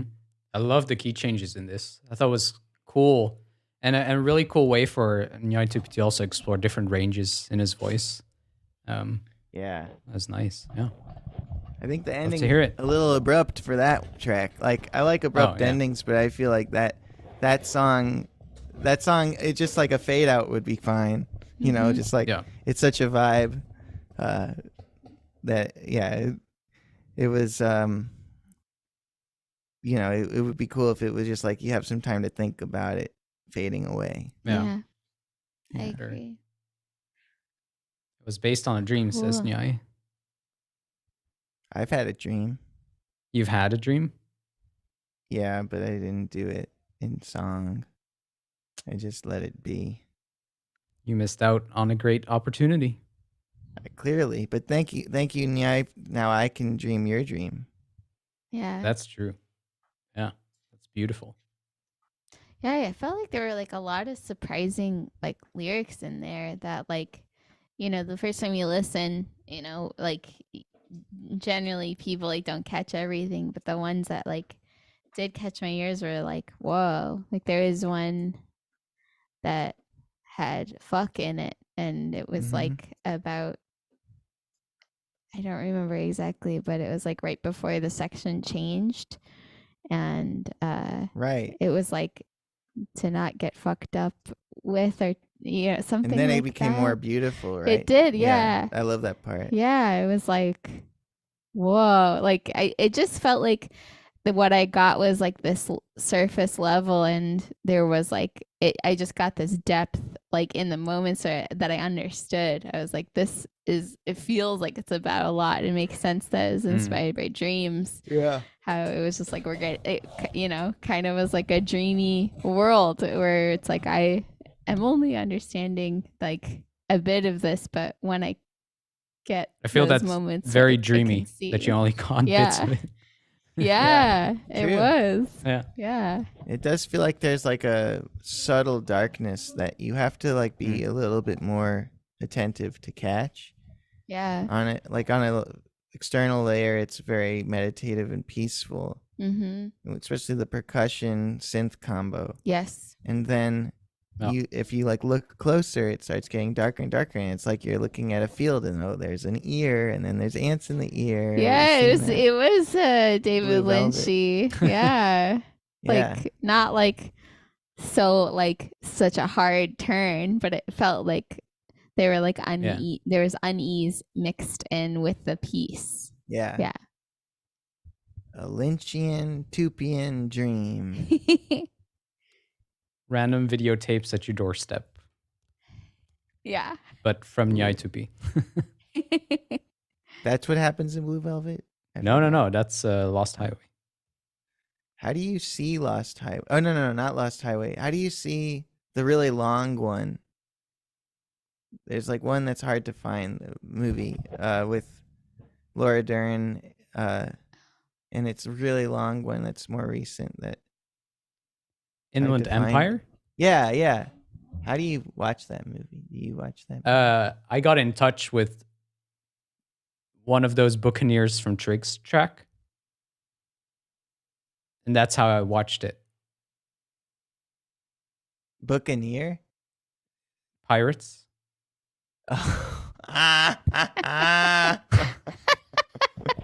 You got me. That was a good joke. It was too funny for me to understand it. I'm sorry. It's good. Yeah, I understand now. That's the way you get those. Also, it's probably yeah, been there's out. like no other way. It's There's like no probably other way to pronounced do it. Buccaneer, right? Not Buccaneer. It's true, but I I fucked it up, understand. so whatever. I think I fucked it up. God damn it, Ben. I fucked it up. Jessica messed it up. I think it was Jessica, yeah. It was me. Abstinence. Oh. Yeah, she's swollen from abstaining for her whole adult life. I think Oh my god. I think yeah, that's that I think Nyai Tupi's got a lot of mystery. Yeah. Even just like, I don't know, I feel like you've got a cool vibe. Like there's just a very consistent world that you seem to emanate. There's like if you walked close to Nyai Tupi's music, you would feel the temperature change before you would hear it. Whoa. That's very That's mysterious. cool. Yeah. Yeah. I'd love to talk more about temperature changes, but we have a lot of tracks. Yeah. But Dante's track might also cause a temperature change, to be fair, and it's called drifting. It sounds like this.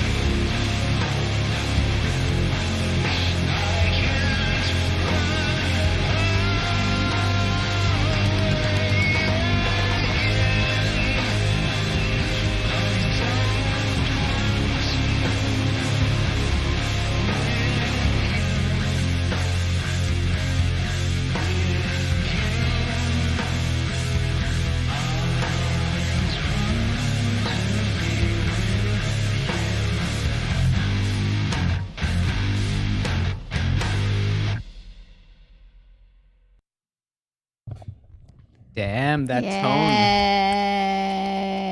Yeah, the tone. It's That like was sick. swords or like between a sword and a gun tone. It was like that tone is gonna hurt you. Halfway between a sword. bayonet, basically. Yeah. It's a sword and a gun. Yeah. Look, great tones. It's cool how that vocal sound is like totally the right sound. Yeah. Yeah. And it's such a specific vocal sound. Mm-hmm. And I like the seagulls or like the birds, and just like the way that you made it more emotional by kind of giving an implied giving it, story. Mm-hmm. Giving it a space, like an actual space. Yeah. Yeah, because that kind of production style could sound kind of stuck in a vacuum sometimes, but not in this case. It sounded cathartic and good. Mm-hmm. Yeah. I've never heard like heavier music that's sampling like a space like that, and I've heard it a lot in like other kinds of music, and I just feel like that was really striking to me. I thought it like also that was like another moment where I thought at the end of that moment I thought the song was gonna end, and it comes back in, and right. It was just like, oh yes, like and that it was like I feel like that was like a super developed song to have that many like peaks and valleys, and just like really take us along the way the whole time. Yeah, you got to give Dante a hand for clearly working really hard on it too. Like, it's a lot to lay down that long of a track, with all the parts, but then also to make it sound so crisp. Yeah. I only wish the vocals were a little bit louder, because I think from what I could hear, Dante has a great voice, and I just wish it was more prominent. Yeah, I felt that especially in the beginning, and I feel like there are some styles of music, where the vocals are ducked on purpose, and I kind of could go either way. I felt like it was really powerful that like the only like words I clearly heard were like "it's gonna be okay." And I was just like, okay. And like, that was like a really interesting experience. And I could see the vocals being like more in the forefront and like more of the, the spotlight of the show. But I also could see them being in the mix. And it's just like all about attention, I guess, whatever Dante's going for. That's a fair I think thought. That having the vocals be quiet makes the instruments sound bigger, so there could be some sections where it's more vocal focused and they come up front, but then like for the biggest riff, the hook riff, they're like further back. It's a smart tactic too. Through contrast, you kind of make the rest louder, even though they're not necessarily louder. They just appear louder because the rest is It's like if somebody is singing and they're standing out above the track really clearly and really loudly, then they are not being overwhelmed by a force. They are, confident and big and bright. So like if you're delivering a lyric about it's gonna be okay, and your vocal is big and loud and in front and confident and bright, it's like Jesus coming down from the heavens telling you. But if you bury the vocal in distortion and cut a lot of the frequencies and it's back behind the riff, then it's like, in spite of all of this like weight pushing the vocals down, they still are coming to that conclusion. So it's more like a regular person punching up to the heavens, being like, Jesus, you'd better come down here now and give me a hand. Either way, about Jesus. It's always about Jesus. Yeah. Yeah. No, I am obsessed with Jesus. It's an endless thing for me. I am just always, or no, what is it? Don't show them your underwear right now. Yeah. Please don't. Yeah. Let me give you a hint. They might have something to do with Jesus. Yeah. I thought they were a bunch of T's when I got it. I thought it was, but it's something else. Jesus's favorite icon, I guess. Jesus actually loves his own death. That's the thing. It's the thing. Turns out. Yeah. You Like, learned what's that Jesus- through his underwear. Yeah. Everybody's like bringing their cross and kissing it and being like, remember this, Jesus? That was inconvenient.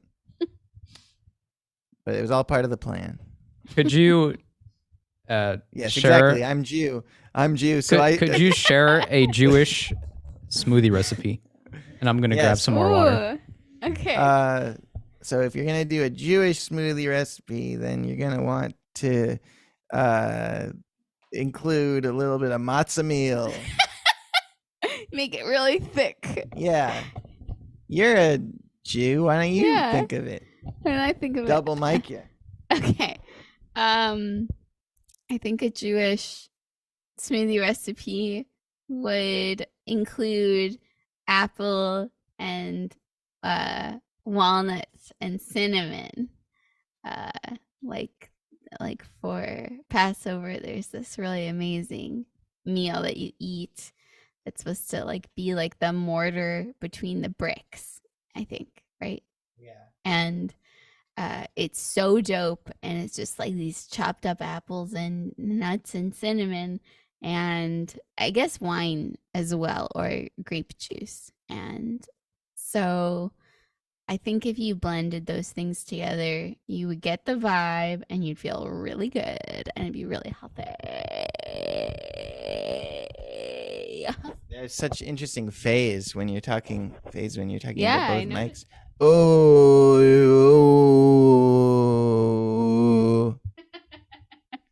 I'm gonna do something with my intake of liquids. Probably gonna have clear water. Okay. Do you want to sit here and entertain everyone with your great wit? Okay. Sure. Get wit it. Something went. Be-do-do. Is that okay? Yeah. Okay. So I've been thinking about ChatGPT, and everyone's afraid of AI. Turns out, or like got more afraid of it. What are people's thoughts about ChatGPT? Have we used it? Do we like it? I asked it to help me plan a routine, and I thought it came up with a pretty good routine, and I feel like it's a cool tool. I think it's funny and maybe too soon to be Bing. But yeah, what else? I haven't seen the John Oliver special about it, but yeah, there's like in general, there's always been like fear of technology, like people thought books were gonna like melt everyone's brains. Like what about the jobs of the people who write all the books by hands, and looking back, we're like, well, it's good. But I like that ChatGPT has been my personal assistant for a month now, and I would pay for it if I had to. Yeah. Yeah. I realized recently it can write code pretty well. Yeah, I've seen that too. Like you can just be like, "Hey, I need help with this little bit of code. Do you got any ideas, ChatGPT?" And it's like, "Yes." And I also found that I personally like being extra sweetie to it and saying, "Thank you very much." And then it's like, "You're welcome. Good luck with your routine." And it's like a much nicer interaction, I feel. Writes all my work emails. That's cool too.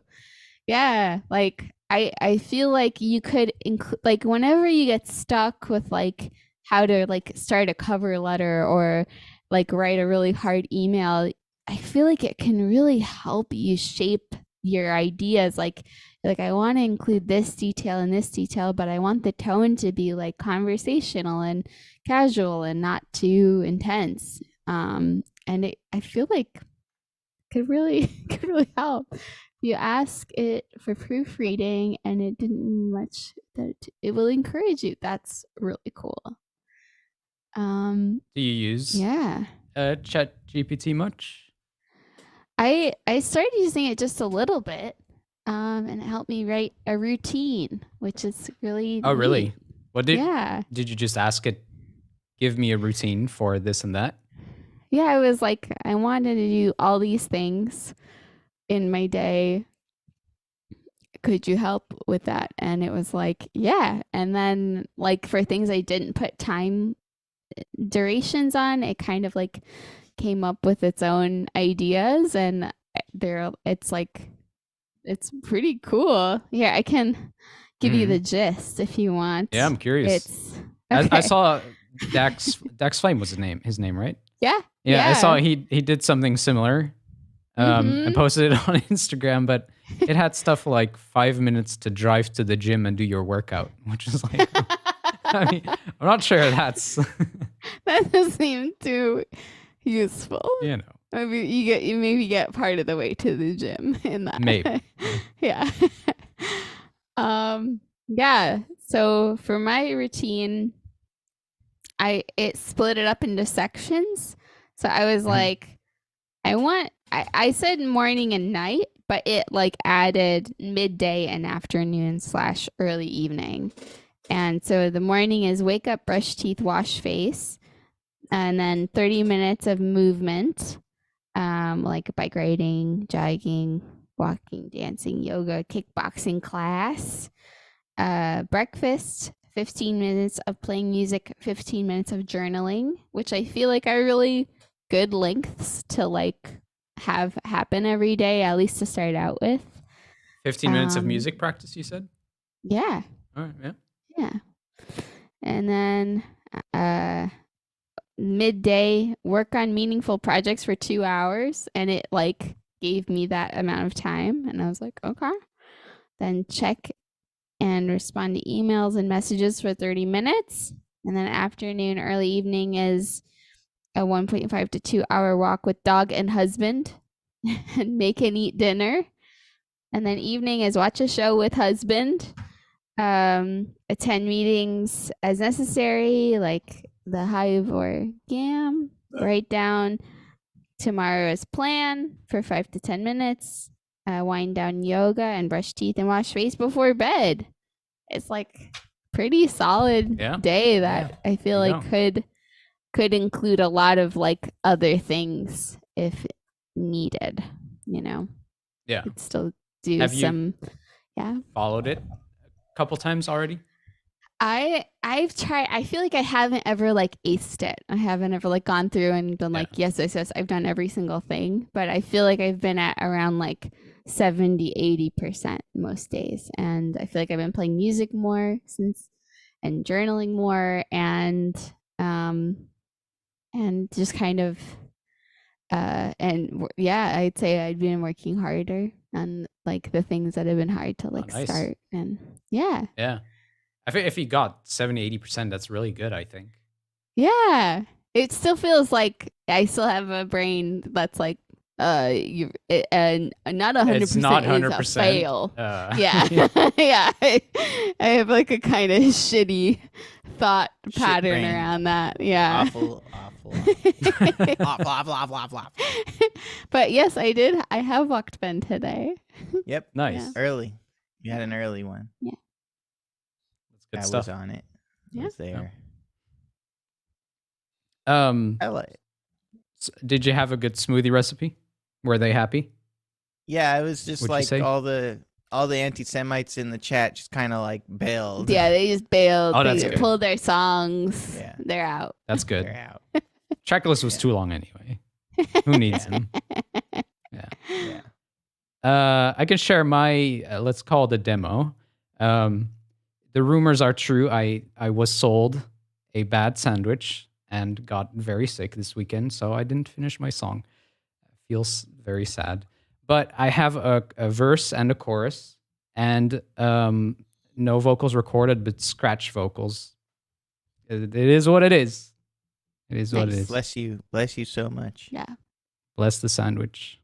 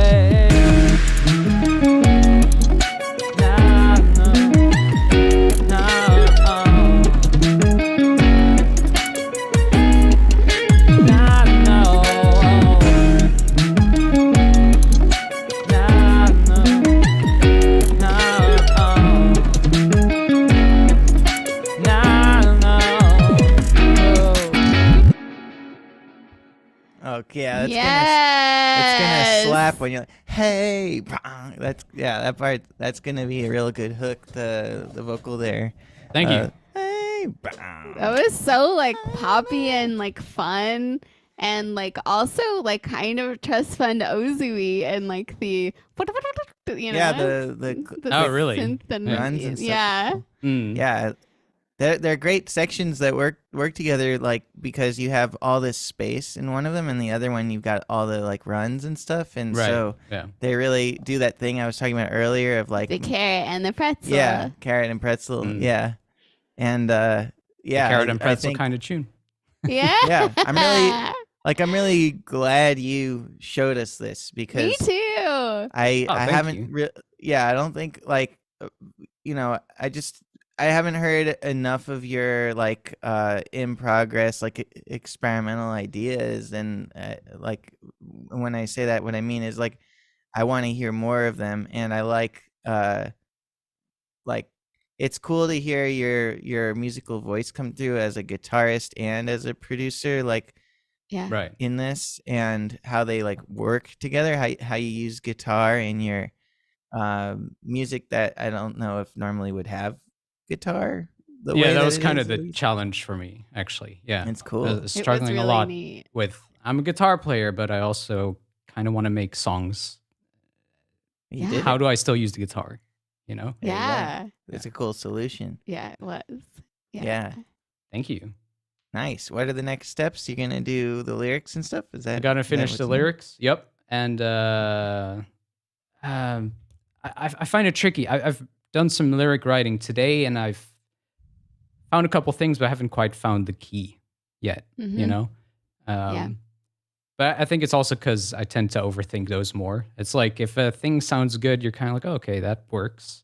But for lyrics, it kind of feels like, yeah, but is this really what it's about though? I don't know. It feels more like I need to absolutely nail that or something. That's like a really hard question to ask, like before the song is like done, right? Like I feel, but it's like it's a valid question, because like you're, by the time you get to like verse 2, you're like, is this all in the same world? Like, am I continuing this story, or like am I just kind of like randomly poking around? But I found that particular question of like, is this like got this through line? Like sometimes it's like it's a really like hurtful like to the process, just to like be like, okay, so this is definitely about this, and this is about this. By the time, before you're like you're still like spitting things out. It's like editor versus like throw upper. Yeah. Yeah, it feels way less flowy or something. It's like I'm constantly editing while I'm writing, really, like you said. Yeah. I would recommend laying down some lyrics like you do in a free write, and then looking back on them and being like, what are they about? Right. And then adjusting things to be more in that direction. Like with my song Control, I realized it's about control at the end of writing it, because there are all these different instances of me being controlling or feeling like I didn't have control, or like, yeah, just control ended up being the thing. And if you can think of like one word that defines like what your song's about, I think it could be about unrequited love, or like, not one word, but like one brief statement. This is about this is about living up to my potential. Like that's like determining the key of keep it broad, and then just like see how things connect to that. You know how if I say two different words, we can associate a connection between them, even if it was like random. Right. Like if you see any two things, or I hear any two things next to them, and someone's like, that was music and I meant to do it, you can like hear how they're connected. I think that's not just random. Like I think it's not just something human brains do. It's something that happens because there's all this like subconscious reasoning behind why a word comes to us. So like if you say, Frank sat on the bench and the omelet squished, he got on his shoes and it got on his tush.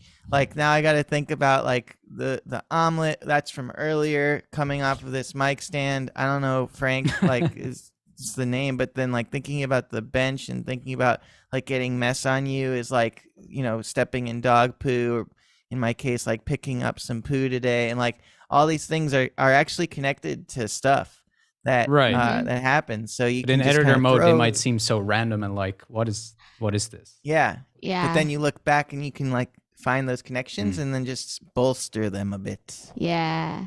And I had a really cool the first songwriting teacher I ever had showed me this like cool like workflow, which I feel like we use it sometimes, and it's where you record like the scratch vocals and then you just are like trying to listen to them with like an open mind and be like, what does this literally sound like? And you kind of take away the meaning part altogether and just be like, it sounds like I'm saying this, so that's the lyric. And like that's it. So I partially do that. So there's some key words where like my vowel is already kind of there. Yeah. Like hey.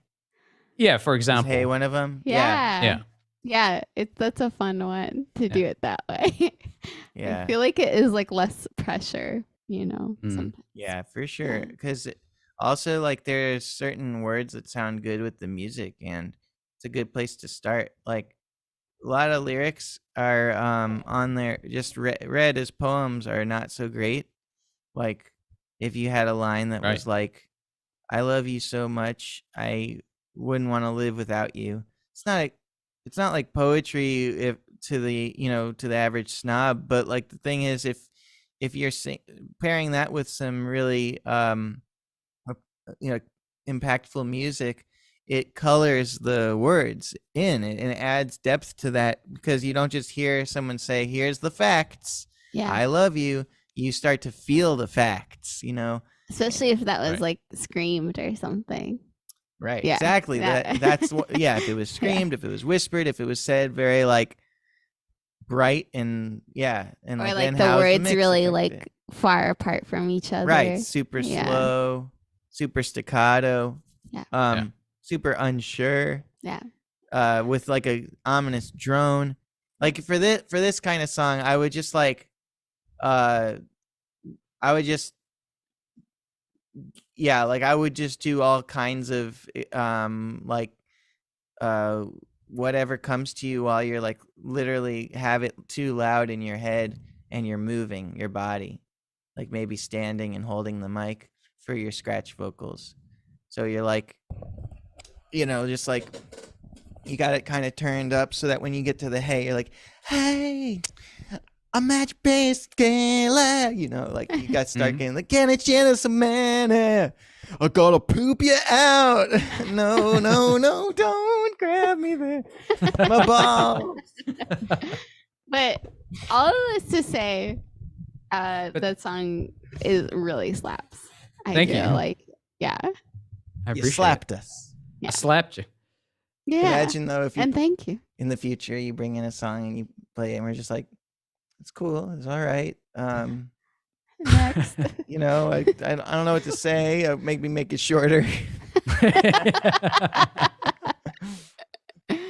Yeah. Like about cool. 4 minutes shorter. I really like the parts before and after the song.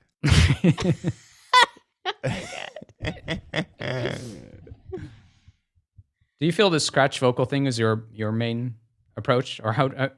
Because I feel my approach leads to a lot of abstract, more pastiche lyric writing, which is what I've mostly done. And in the past, sometimes like I've distilled a story out of that a little bit. But it's never been as storytelling as, well, if you take an extreme like Sufjan Stevens or someone like that, right? Which I feel your type of writing is more similar to. I feel like you tell more stories in that sense. She does. Both of you, I think. Both of us. Mm-hmm. Yeah, I would say I do the what does it sound like more when I kind of don't know what to do. But it's also like, I think what you start with, like for me, if I'm starting with like lyrics and chords, like then it will probably be more lyric focused. But if like I've been collaborating with a friend who has like a whole like completed track, and that's a lot harder to add lyrics on top of for me. So that has come from a much more like, I'm just throwing stuff at the wall until I'm like, that feels right, and following that train of thought. But yeah, I feel like for me the lyrics have to generally come in pretty early. Like it's like here's like a chord idea, then the lyrics, then everything else. Like, or like at least that's like the beginning of melody. The song. I usually do lyrics and melody together. Okay. There's usually not like a separation for me. Yeah. Oh, funny. Yeah, these days I'm just a scratch vocal guy.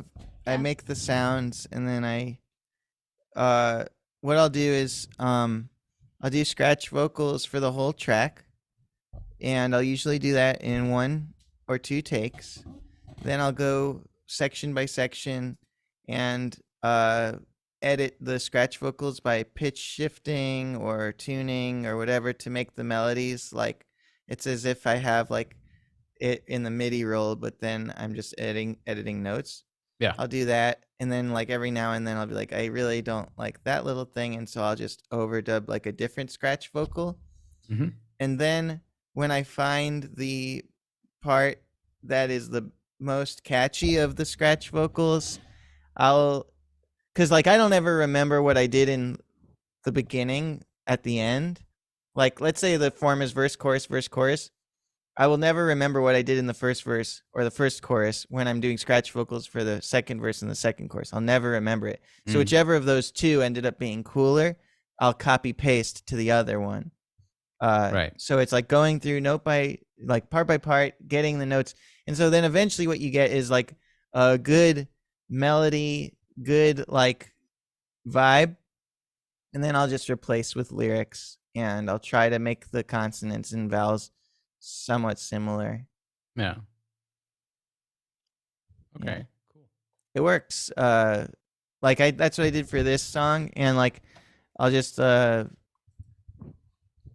up, just do an example of a line that like if I can remember for this song I brought in today. Yeah, like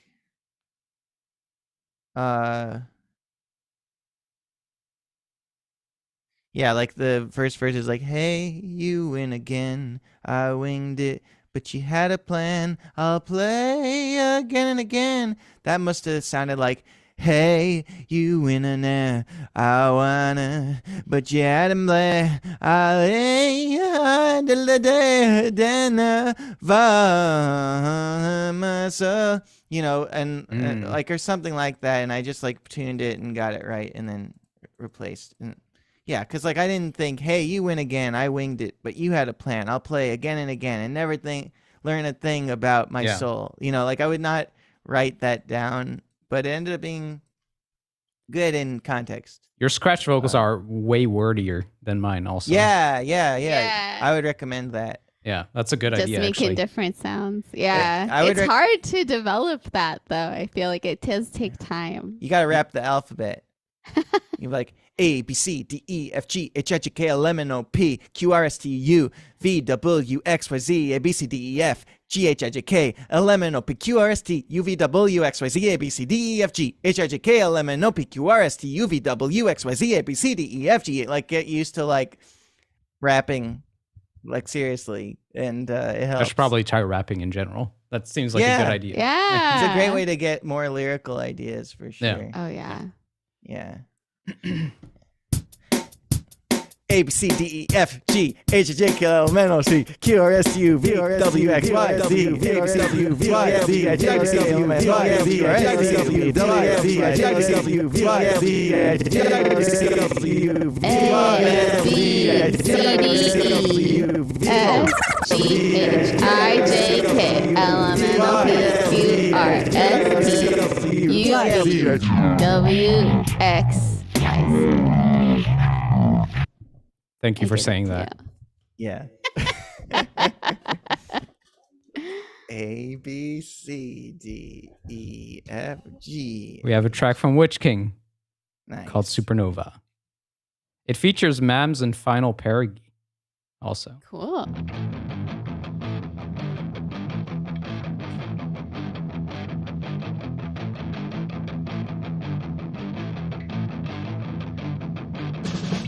This morning I feel like it's coming fast, strong. The cloudy past is gone. I'm running unstoppable. I'm cunning, beautiful like hell. I am like a supernova, shining bright, feeling good. Let me show ya.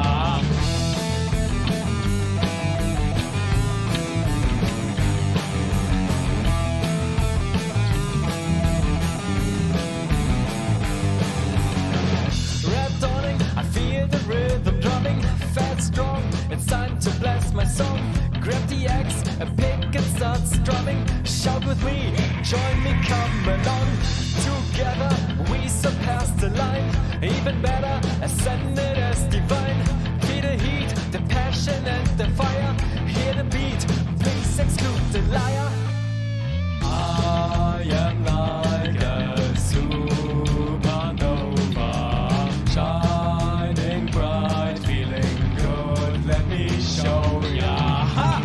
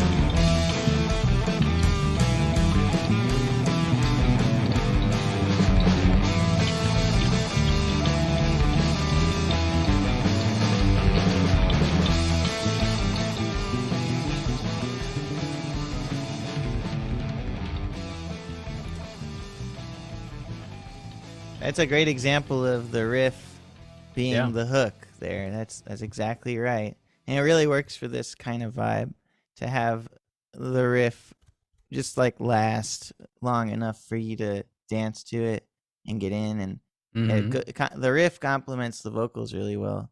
And it's cool. Like Witch King's dad did the drums. The drums were really good. Yeah. And It's also a really catchy riff, I should add. Yeah. it's cool to be able to do that with your dad. It's really For special. sure. That's awesome. Jeez. That's like the kind of thing like you can only know how cool that is if you can't do that. Like if you can't make drums with your dad. But like how could you have the perspective of how cool it is that you can do drums with your dad if it's just if normal. Like, I always just been do your it with dad. my dad. Yeah. it's cool. They say there's this really cool audio art thing where it's like a 5-year-old kid telling advice to a 4-year-old kid, and then like a 7-year-old kid telling advice to a 5-year-old kid, and then it keeps going up till it's like a 50-year-old telling a 40-year-old, 6-year-old telling a 50-year-old, and like it's just the advice back to back to back to back. And the 40-year-old, this haunts me. The 40-year-old tells the 30-year-old, life's gonna get hard, call your dad. Or no, the 50-year-old tells the 40-year-old, life's gonna get hard, make sure you talk to your dad. And it's like, if you can do shared activities instead of just talking, just checking in, but actually have shared activities, collaborate on projects with your dad, that's like one of those things, like the fact that you can do that is one of those things that increases connection and enriches life with music, as opposed to a lot of the more disappointing aspects of doing music, like seeking an audience or whatever. So it's just really special that you can do that with your dad. And you should definitely embrace that more. and do it as much as possible. Yeah, you won't regret it. No. Even if you get in arguments like, Dad, I don't want the drums to be like that. Here's my fake argument that probably is totally not what happens. Dad, I don't think the drums should be like that. But back in my day, the drums were like that. But we're not in your day, Dad. Get with the times. I'm Gen Z. We're all like way cooler. Well, back in my day, I was cool. I was different than I am now. It sucked having you. It's terrible having this child, but here we are. And let me do it my way. Just let me win this one. Dumb kid. Actually, that's exactly how it happened. Yeah. My brain just turned off. It happens. It happens. Yeah. Deactivated.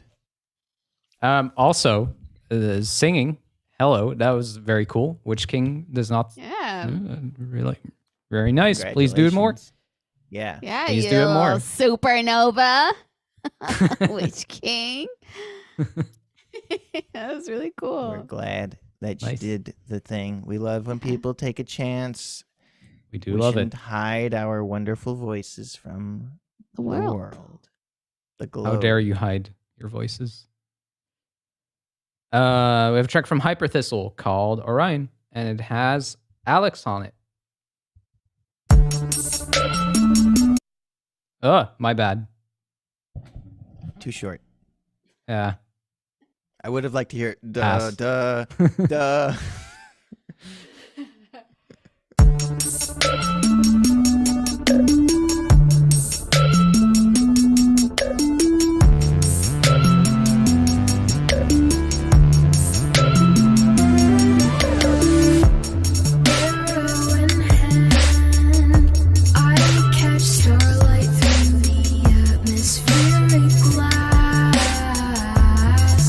Falling in my bare hands, right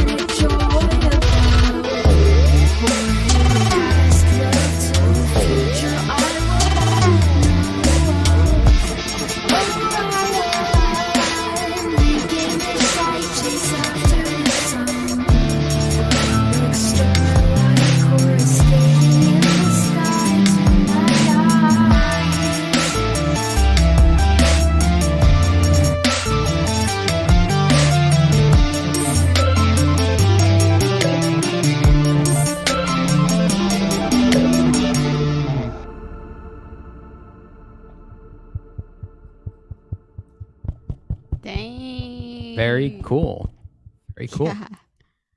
That's a good example of how to integrate guitar into this Yeah. kind of world.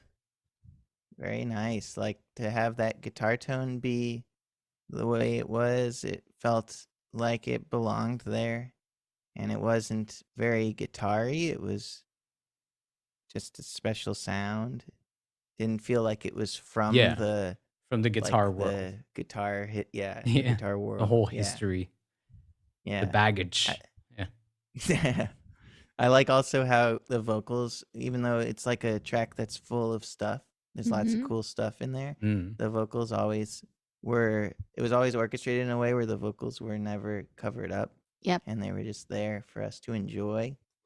Yeah, and very cool melodies. I feel like there were some like really cool surprises. Like I think when I go to write, like it's really with just a few exceptions, I like very copy paste melodies, and I feel like this had like really cool like little twists and turns and additions in like the second verse and the second time things were coming around.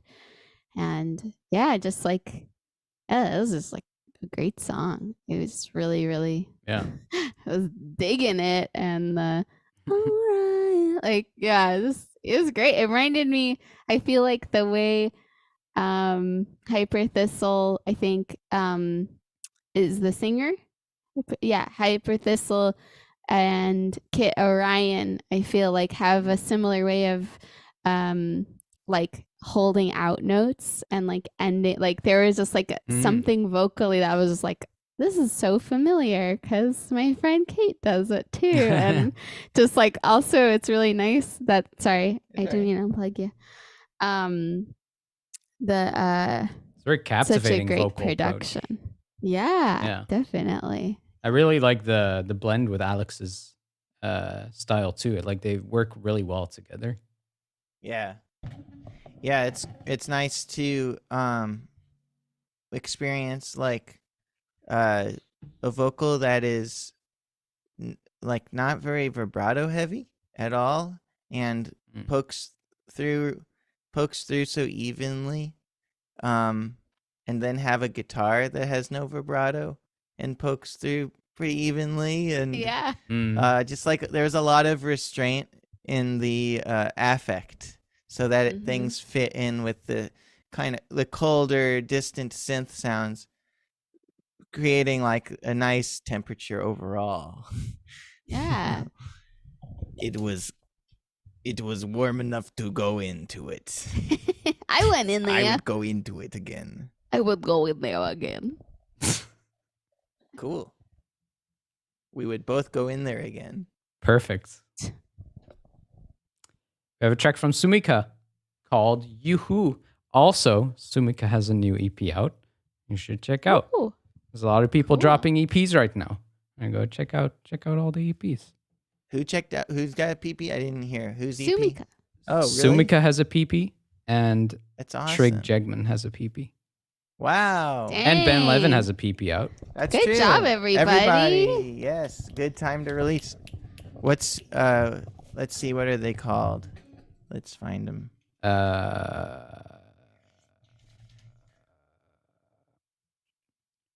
We'll post them in the chat. And we'll play Sumika's track in the meantime. Enjoy.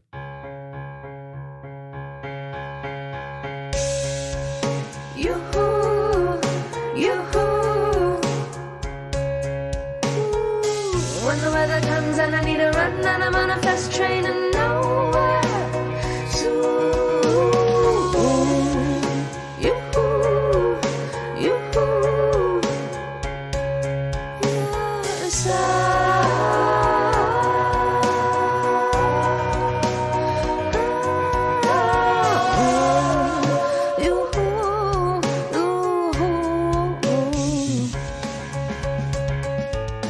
Yes, fire light, it burns bright.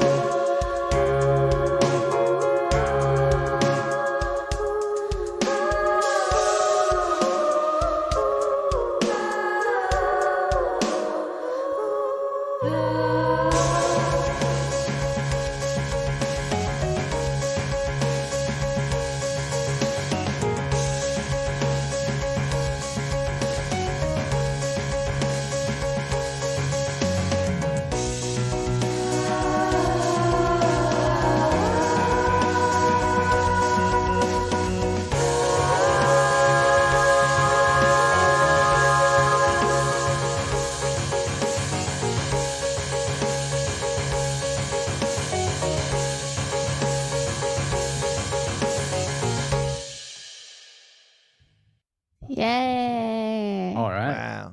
Yeah, that was super cool. I've never heard a song like that in our challenge before. Mm-hmm. That's true, probably. Yeah. Yeah. That's like Very upbeat and lively and yeah. Yeah. It cheerful. just vibe. sounded like an old kind of like old style. Like Yeah. what is that? The ooh, Like kind of like like Motown. Aretha Franklin, like yeah. Like yeah. Yeah, but then also like I feel like it had like indie vibes from Definitely. like the 2000 teens, you know, like yeah, it's up to date. yeah. It was like it was yeah, Up just to date Motown. yeah, like it Yeah. had the cool like minimalistic piano thing too. Special. Yeah, I can see that. Yeah. Yeah. That was Sumika? Yep. Cool. Wow. Yeah. Really fresh, brand new Sumika vibe. Yeah, Sumika For sure, does so many different styles. Yeah. So cool. Mhm. Yeah. So like I saw this video about how you learn, and it was like not just 10,000 hours to get to be an expert, but also you have to be in 20,000. 20,000. You have to be in an environment where you're getting consistent feedback. You have to do work that's like specifically practicing like a narrow thing, like a specific thing. And then you also have to be in an environment where not just getting feedback, but like it's like a true like cause and effect relationship between what you do and your results. So in other words, 10,000 hours of slot machines wouldn't make you better at playing slot machines. 10,000 hours at rolling a dice wouldn't make it so that you are like better at like rolling fives necessarily, if it's Right. like not a weighted dice. Yeah. But so that's what the good environment means. So I feel like Sumika is so adventurous with trying out lots of different things and seeing how like broad the music can get, that there's been so many experiments and so much like focused like I'm going to actually practice now. That's part of I think why we get all these hits all the time from Sumika. Yeah. Good learning.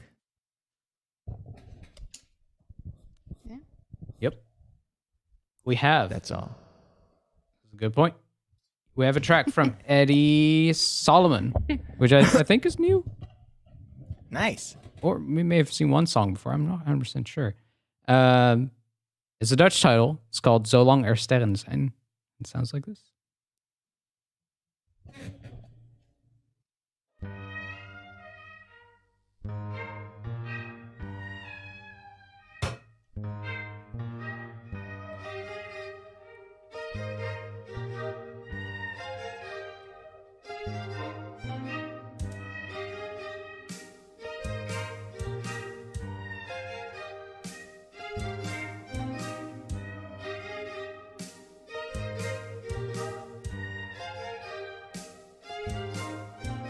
Aanschouw de hemel, waaronder het groot geheel. Ze spreekt beloften, voor hen die nog leven wil. Ongemoeid verschijnt ze voor stervelingen. Al te heeft in ver verleden, zonder te verdragen wat komen zou.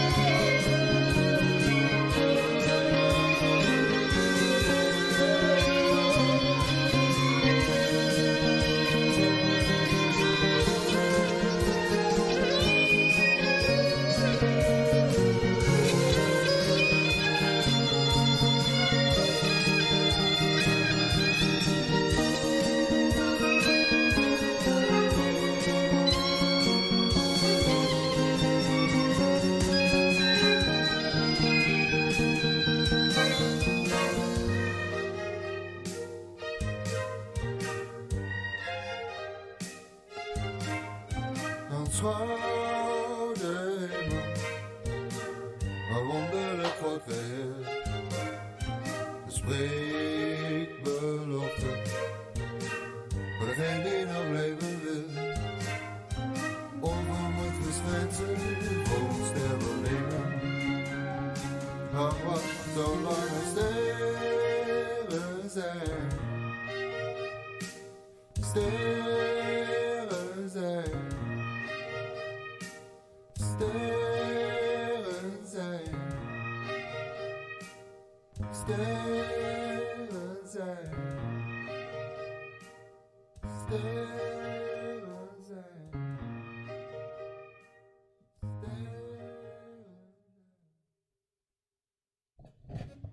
That's a great riff. All right. Da da da da da. Yeah! It's like a really beautiful riff there. Yeah. Really liked how it also God. felt sort of like panned. Had this like back and forth going between it in the orchestration part. It was really cool. It had like a really like wholehearted kind of energy to it. Like it felt like positive and sweet, even though I don't know what the lyrics. The vocals were great. They really work well with that riff. Yeah, which I feel like I'd be kind of intimidated just like on that riff, like how to like fit vocals and another melody in, but I felt like that was really cool and really worked natural. really well. Yeah. I think that there's something besides drum kit that could work here for holding down the rhythm, like a kalimba or some like percussive melodic instrument. There's parts where the drums obviously should be in, like when it gets bigger, but just for like the main riff, the main verse parts, I think it's like wait for the drums, because the drums make a lot of sense when there's like more going on. There's like the guitar solo and things are just building. Right. But I felt like like if you imagine like the violin and the like those strings and that voice in a room with a drummer, like you would want that drummer probably not to be playing or just like tapping for like that riff, that chill part. So yeah, it could be like a ding ding ding ding ding ding ding ding ding ding ding ding ding. That way you have like that rhythmic support from like the kalimba or whatever instrument, or some mallet percussion. Yeah, makes sense. I also really like that more psych rock, 70s psych rock thing that happened in the solo, like halfway through it or something. It was nice. I felt like the first half of the solo didn't fit as well in the mix as the second half. For some reason, it felt like they were not really in the same space.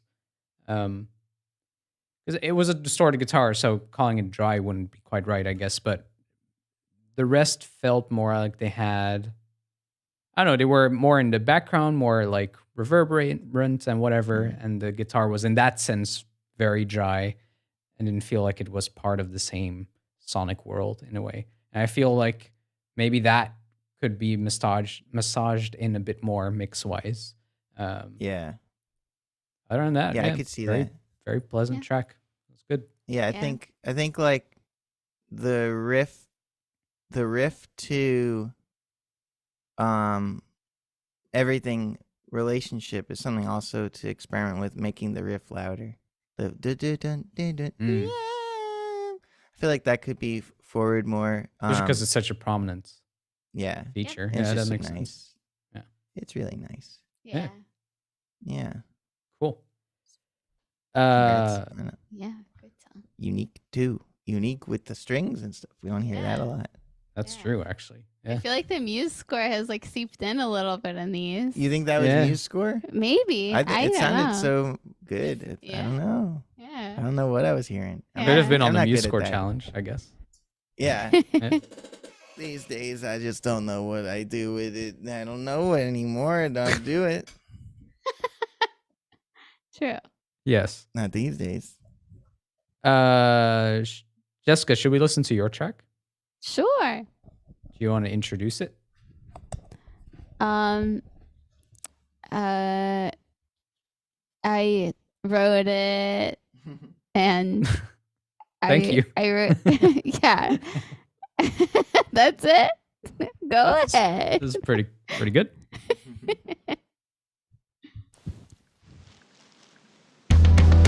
Layman colors with my eyes closed.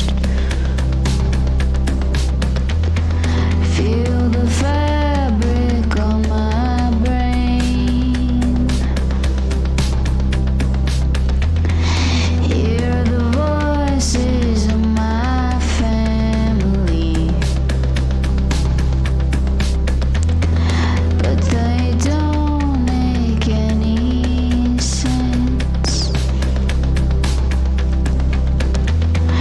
I've been sliding down the walls alone, and I'd rather no one knows. I hear the horse hooves and the chariot carrying me. Never felt so important in my life. Serious in my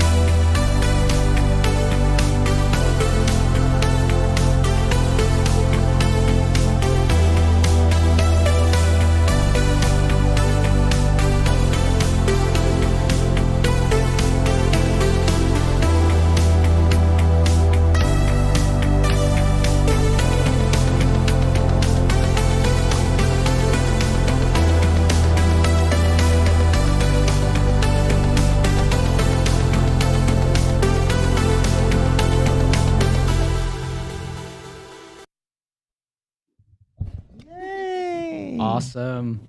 Like Nice. Nice. cool how the toms and the pad work together so nicely. It's Hmm. good how just so few sounds can create so much good. A lot of good, Thanks. yeah. Had a really good ambience in the track. I loved it. Yeah. Cool. The That chords in the higher singing part, Mm-hmm. really cool. mm. Thanks. Also like that pulsating percussion at the start in the first section. That was really nice. It was like a Yeah, slightly that's- ominous vibe, but yeah. Yeah. Yeah, it was a cool. That was really special to have the toms Okay. with the pad. Cool. And yeah, vocals are really great. Thanks. I like Mm. the way that you did the modal interchange on that higher vocal, Thank you. and then the cool riff, Thanks. good sounds. Yeah. The riff was Basically- really good. It was really cathartic. Oh, good. It's like- Yeah. Oh yeah. I- So it was like perfect moment also. Cool.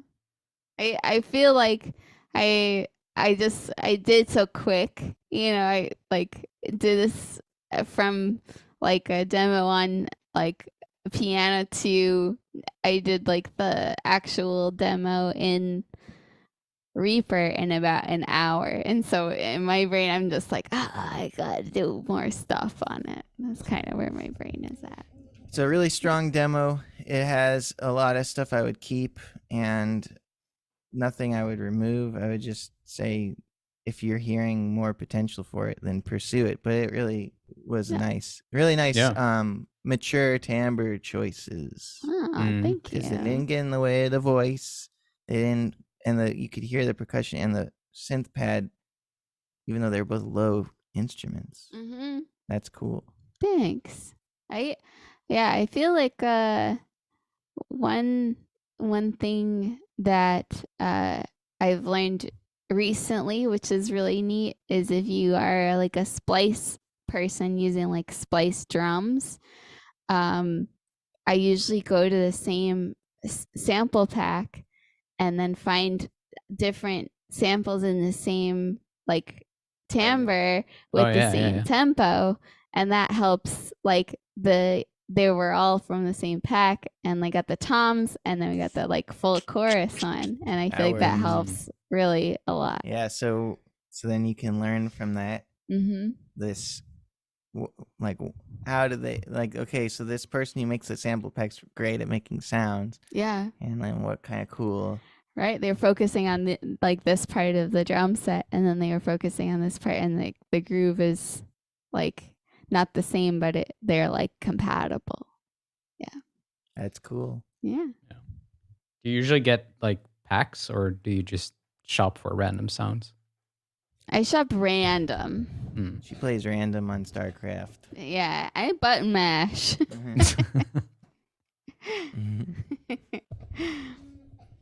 Well, glad to hear your submission. Thanks. Did you do some last time? You may have, actually. I did. Yeah. Keep it up. Yeah, We'll do it again next time. I want to hear more. Well, It's thanks. nice. Okay. Yeah, all three of us should keep doing it. Yeah, it's fun to do. Yeah, it make us grow too. Yes. Yep. Definitely. We have a track from Alex called Polygon.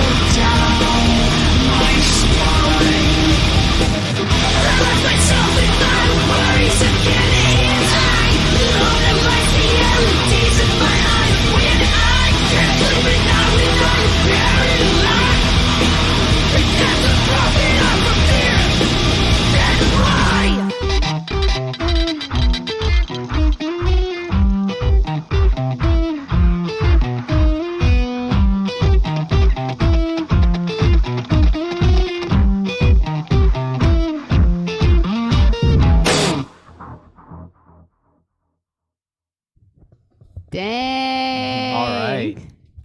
That was unique. Hell of a Wow. riff. Oh yeah. Yeah. Very fun. Very wild. Someone mentioned That Nick stuck in my Reinhardt. head. I can see it sounds like very playful Taramelo's Nick Reinhardt kind of riff. Yeah. I feel that. Yeah, I think that so that riff, da da da da da da da da da da da da da na da. It has two things in it that highlight Alex's production style really well. Well, there's more than two, but two things I want to talk about. One is there's lots of breaks in it. Da da da da da da. Yeah. Da da da da. And then there's the scream. Dan it. The half step like.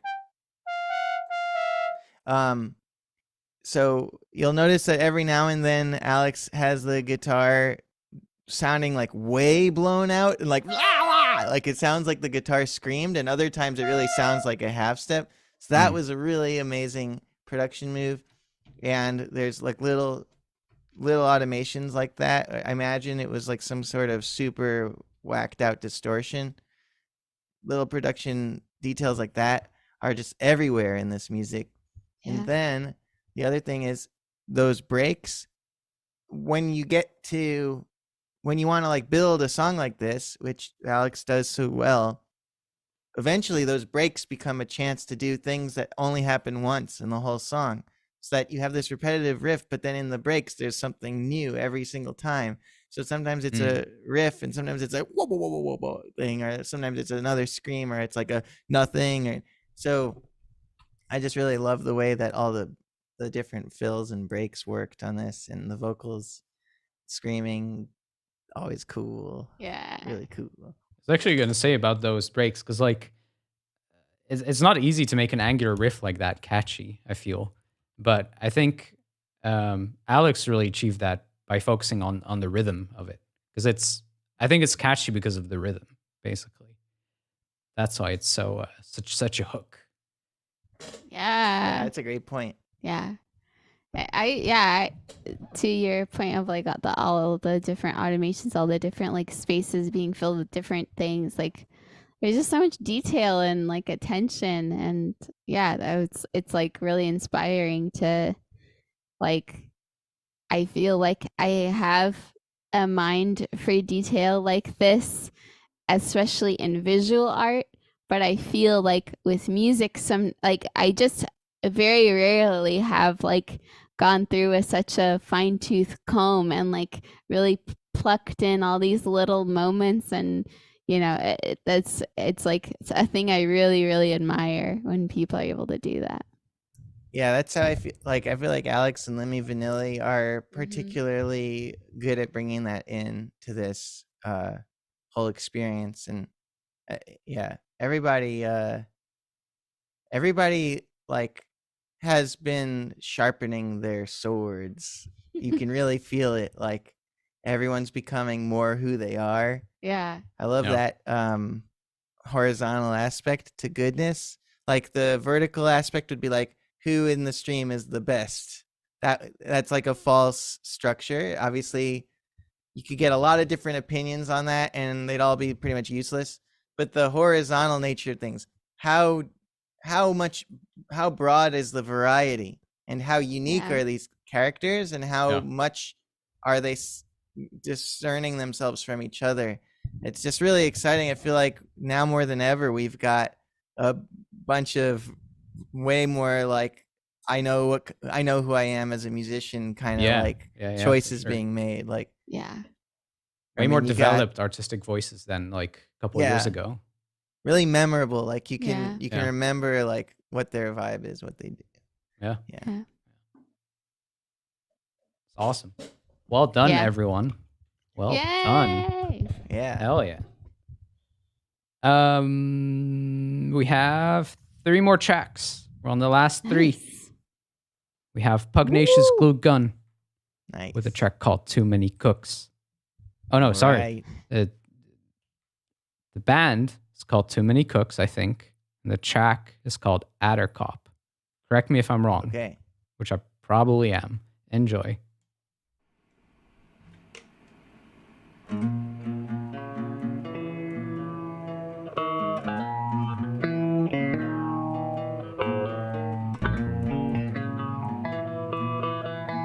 Damn it.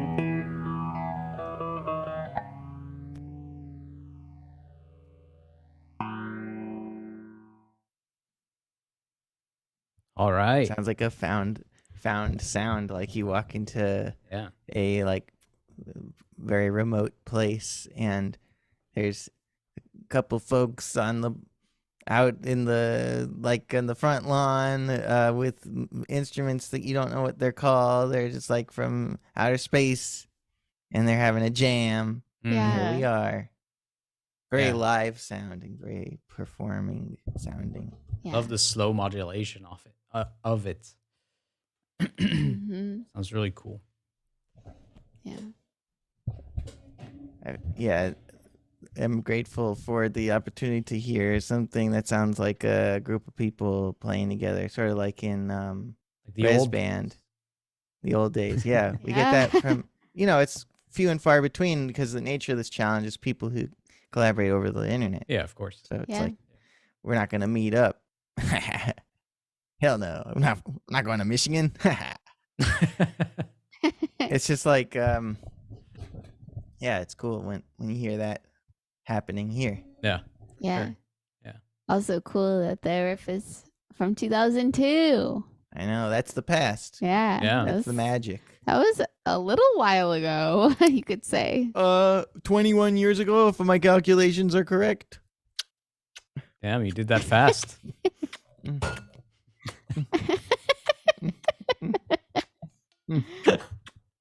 My God.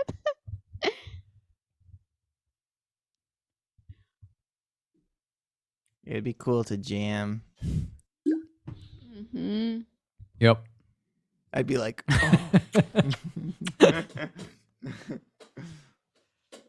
Nice work, Maya. That's awesome. Very cool. I also really like, by the way, that you're going back through all those old recordings, because it's like a really neat way of, in a way, collaborating with your past self, which I really appreciate. I think it's a cool endeavor. Keep it up. Keep it up. We have a track from Scully called Incoming Call. ...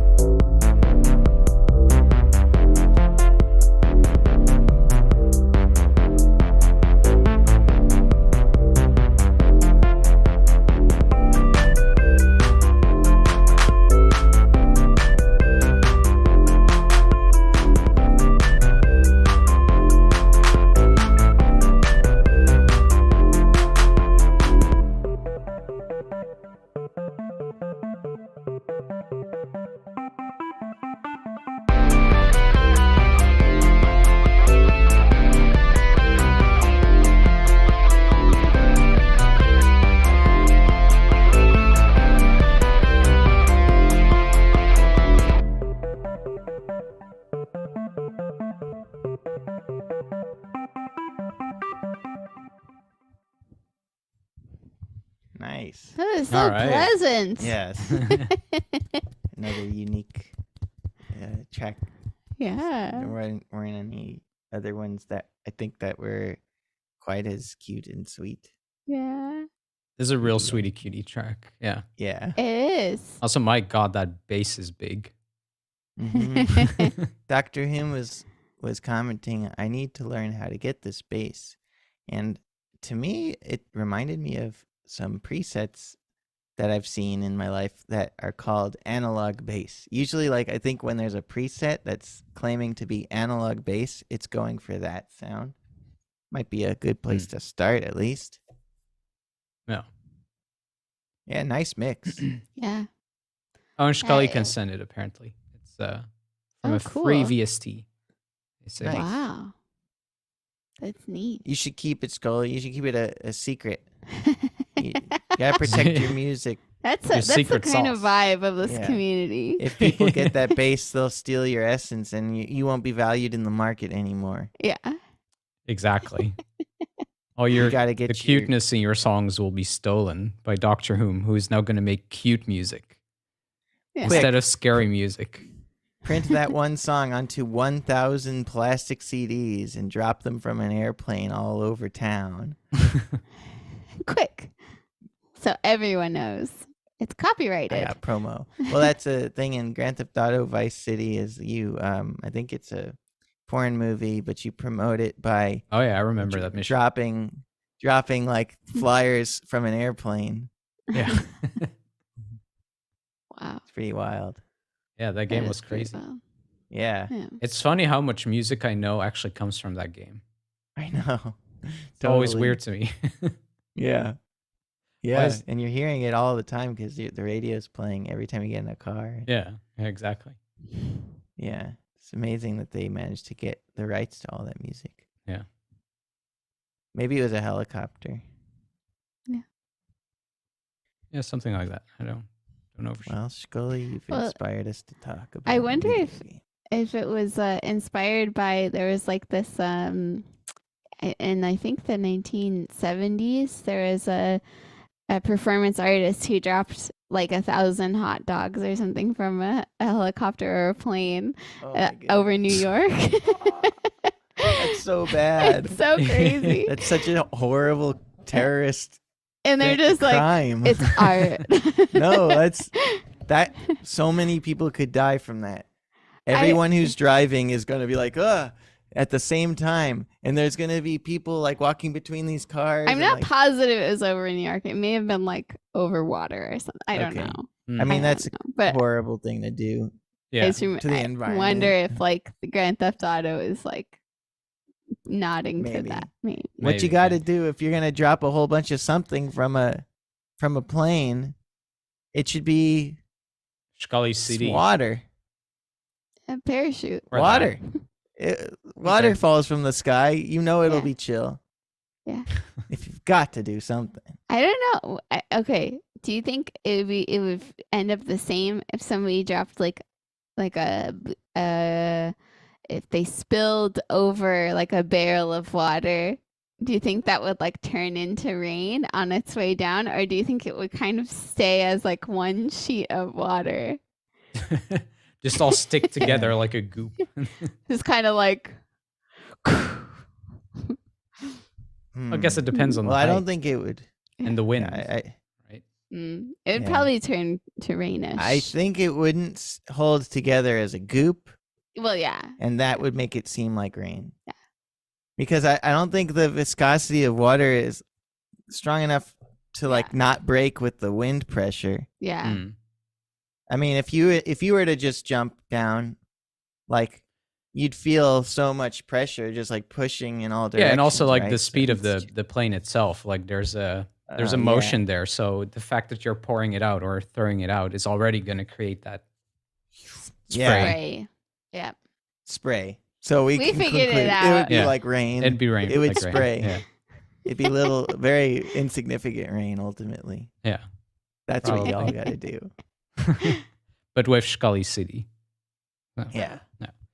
Grand Theft Auto Scully City. Yes. Our last track is from Dead Emails. It's called Blameless, and it has Doctor Who on it. Nice. Cool. So it's like the opposite collab? Yeah, they're doing a Cool. two-way collab, I guess. Very cool. That's awesome.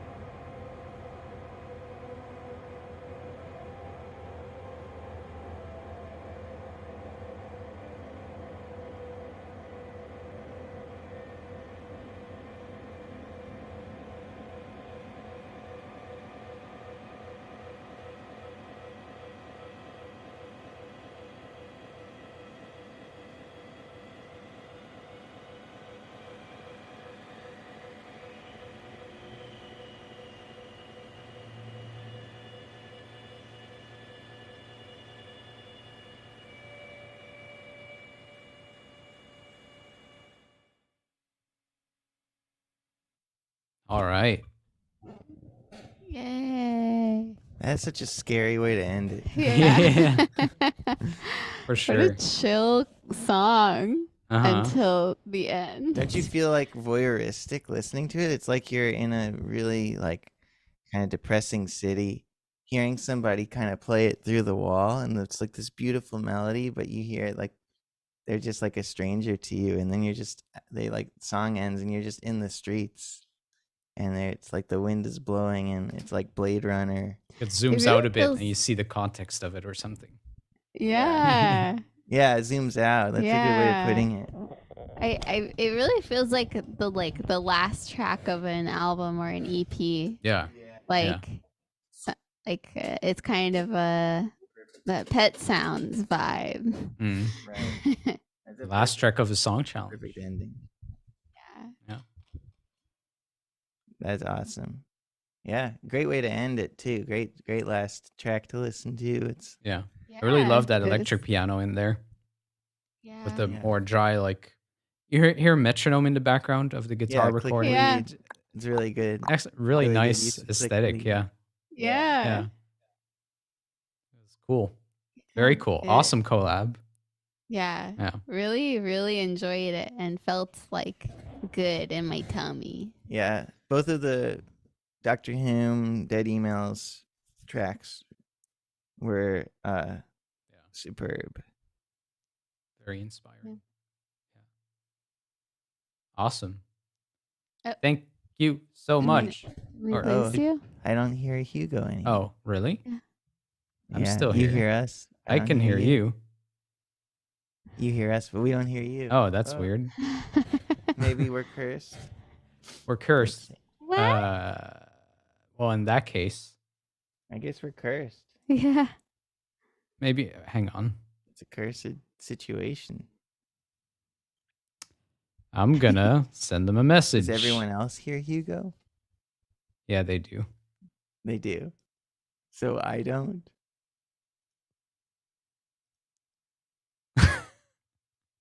I guess not, Ben. God damn it. Yeah, well, Hang on. Oh, no. we can't hear Hugo. Can we hear anything? Let's see. Can you hear us? I can hear you. Yeah. Check. Boop, boop, boop. Hello, hello. Oh, no. I don't think we can hear anything. I It's think very funny that this is happening right now at the end. the computer. It's us. At least I it think. happened. Let's see. At least it happened at the Check. end. My dad's a doctor. My dog's a daddy. My dad is not a doctor. They can hear all of us. They can hear us. I think Hugo can hear us. Yeah. Yeah, he I can. hear us. Yeah. We can't hear anything though. I guess we have to go. Yeah. But well, hold well, on. bye. Yeah, we don't hear. Yeah, I also thought anything. maybe We Ben don't is even hear pranking. other websites. We got problems. Oh, they have Do we? everything yes, this is broken. there. Anyway, Where's thank it? you all so much. This was really inspiring track list, really lovely. Awesome submissions from everyone. We'll have a new challenge for you soon. Thank you. Please go check out Ben's new EP. Please go book some lessons with my friends. BenLevinMusicSchool.com. I think the best way to get lessons from Jessica is her email, jessica.kion@gmail.com. I'm going to drop that in the chat real quick.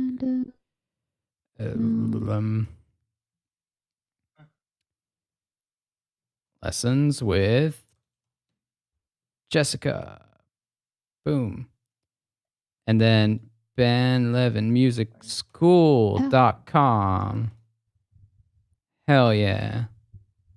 And then if you want to get lessons with me, you can send me a message on any of the socials that you know I'm on.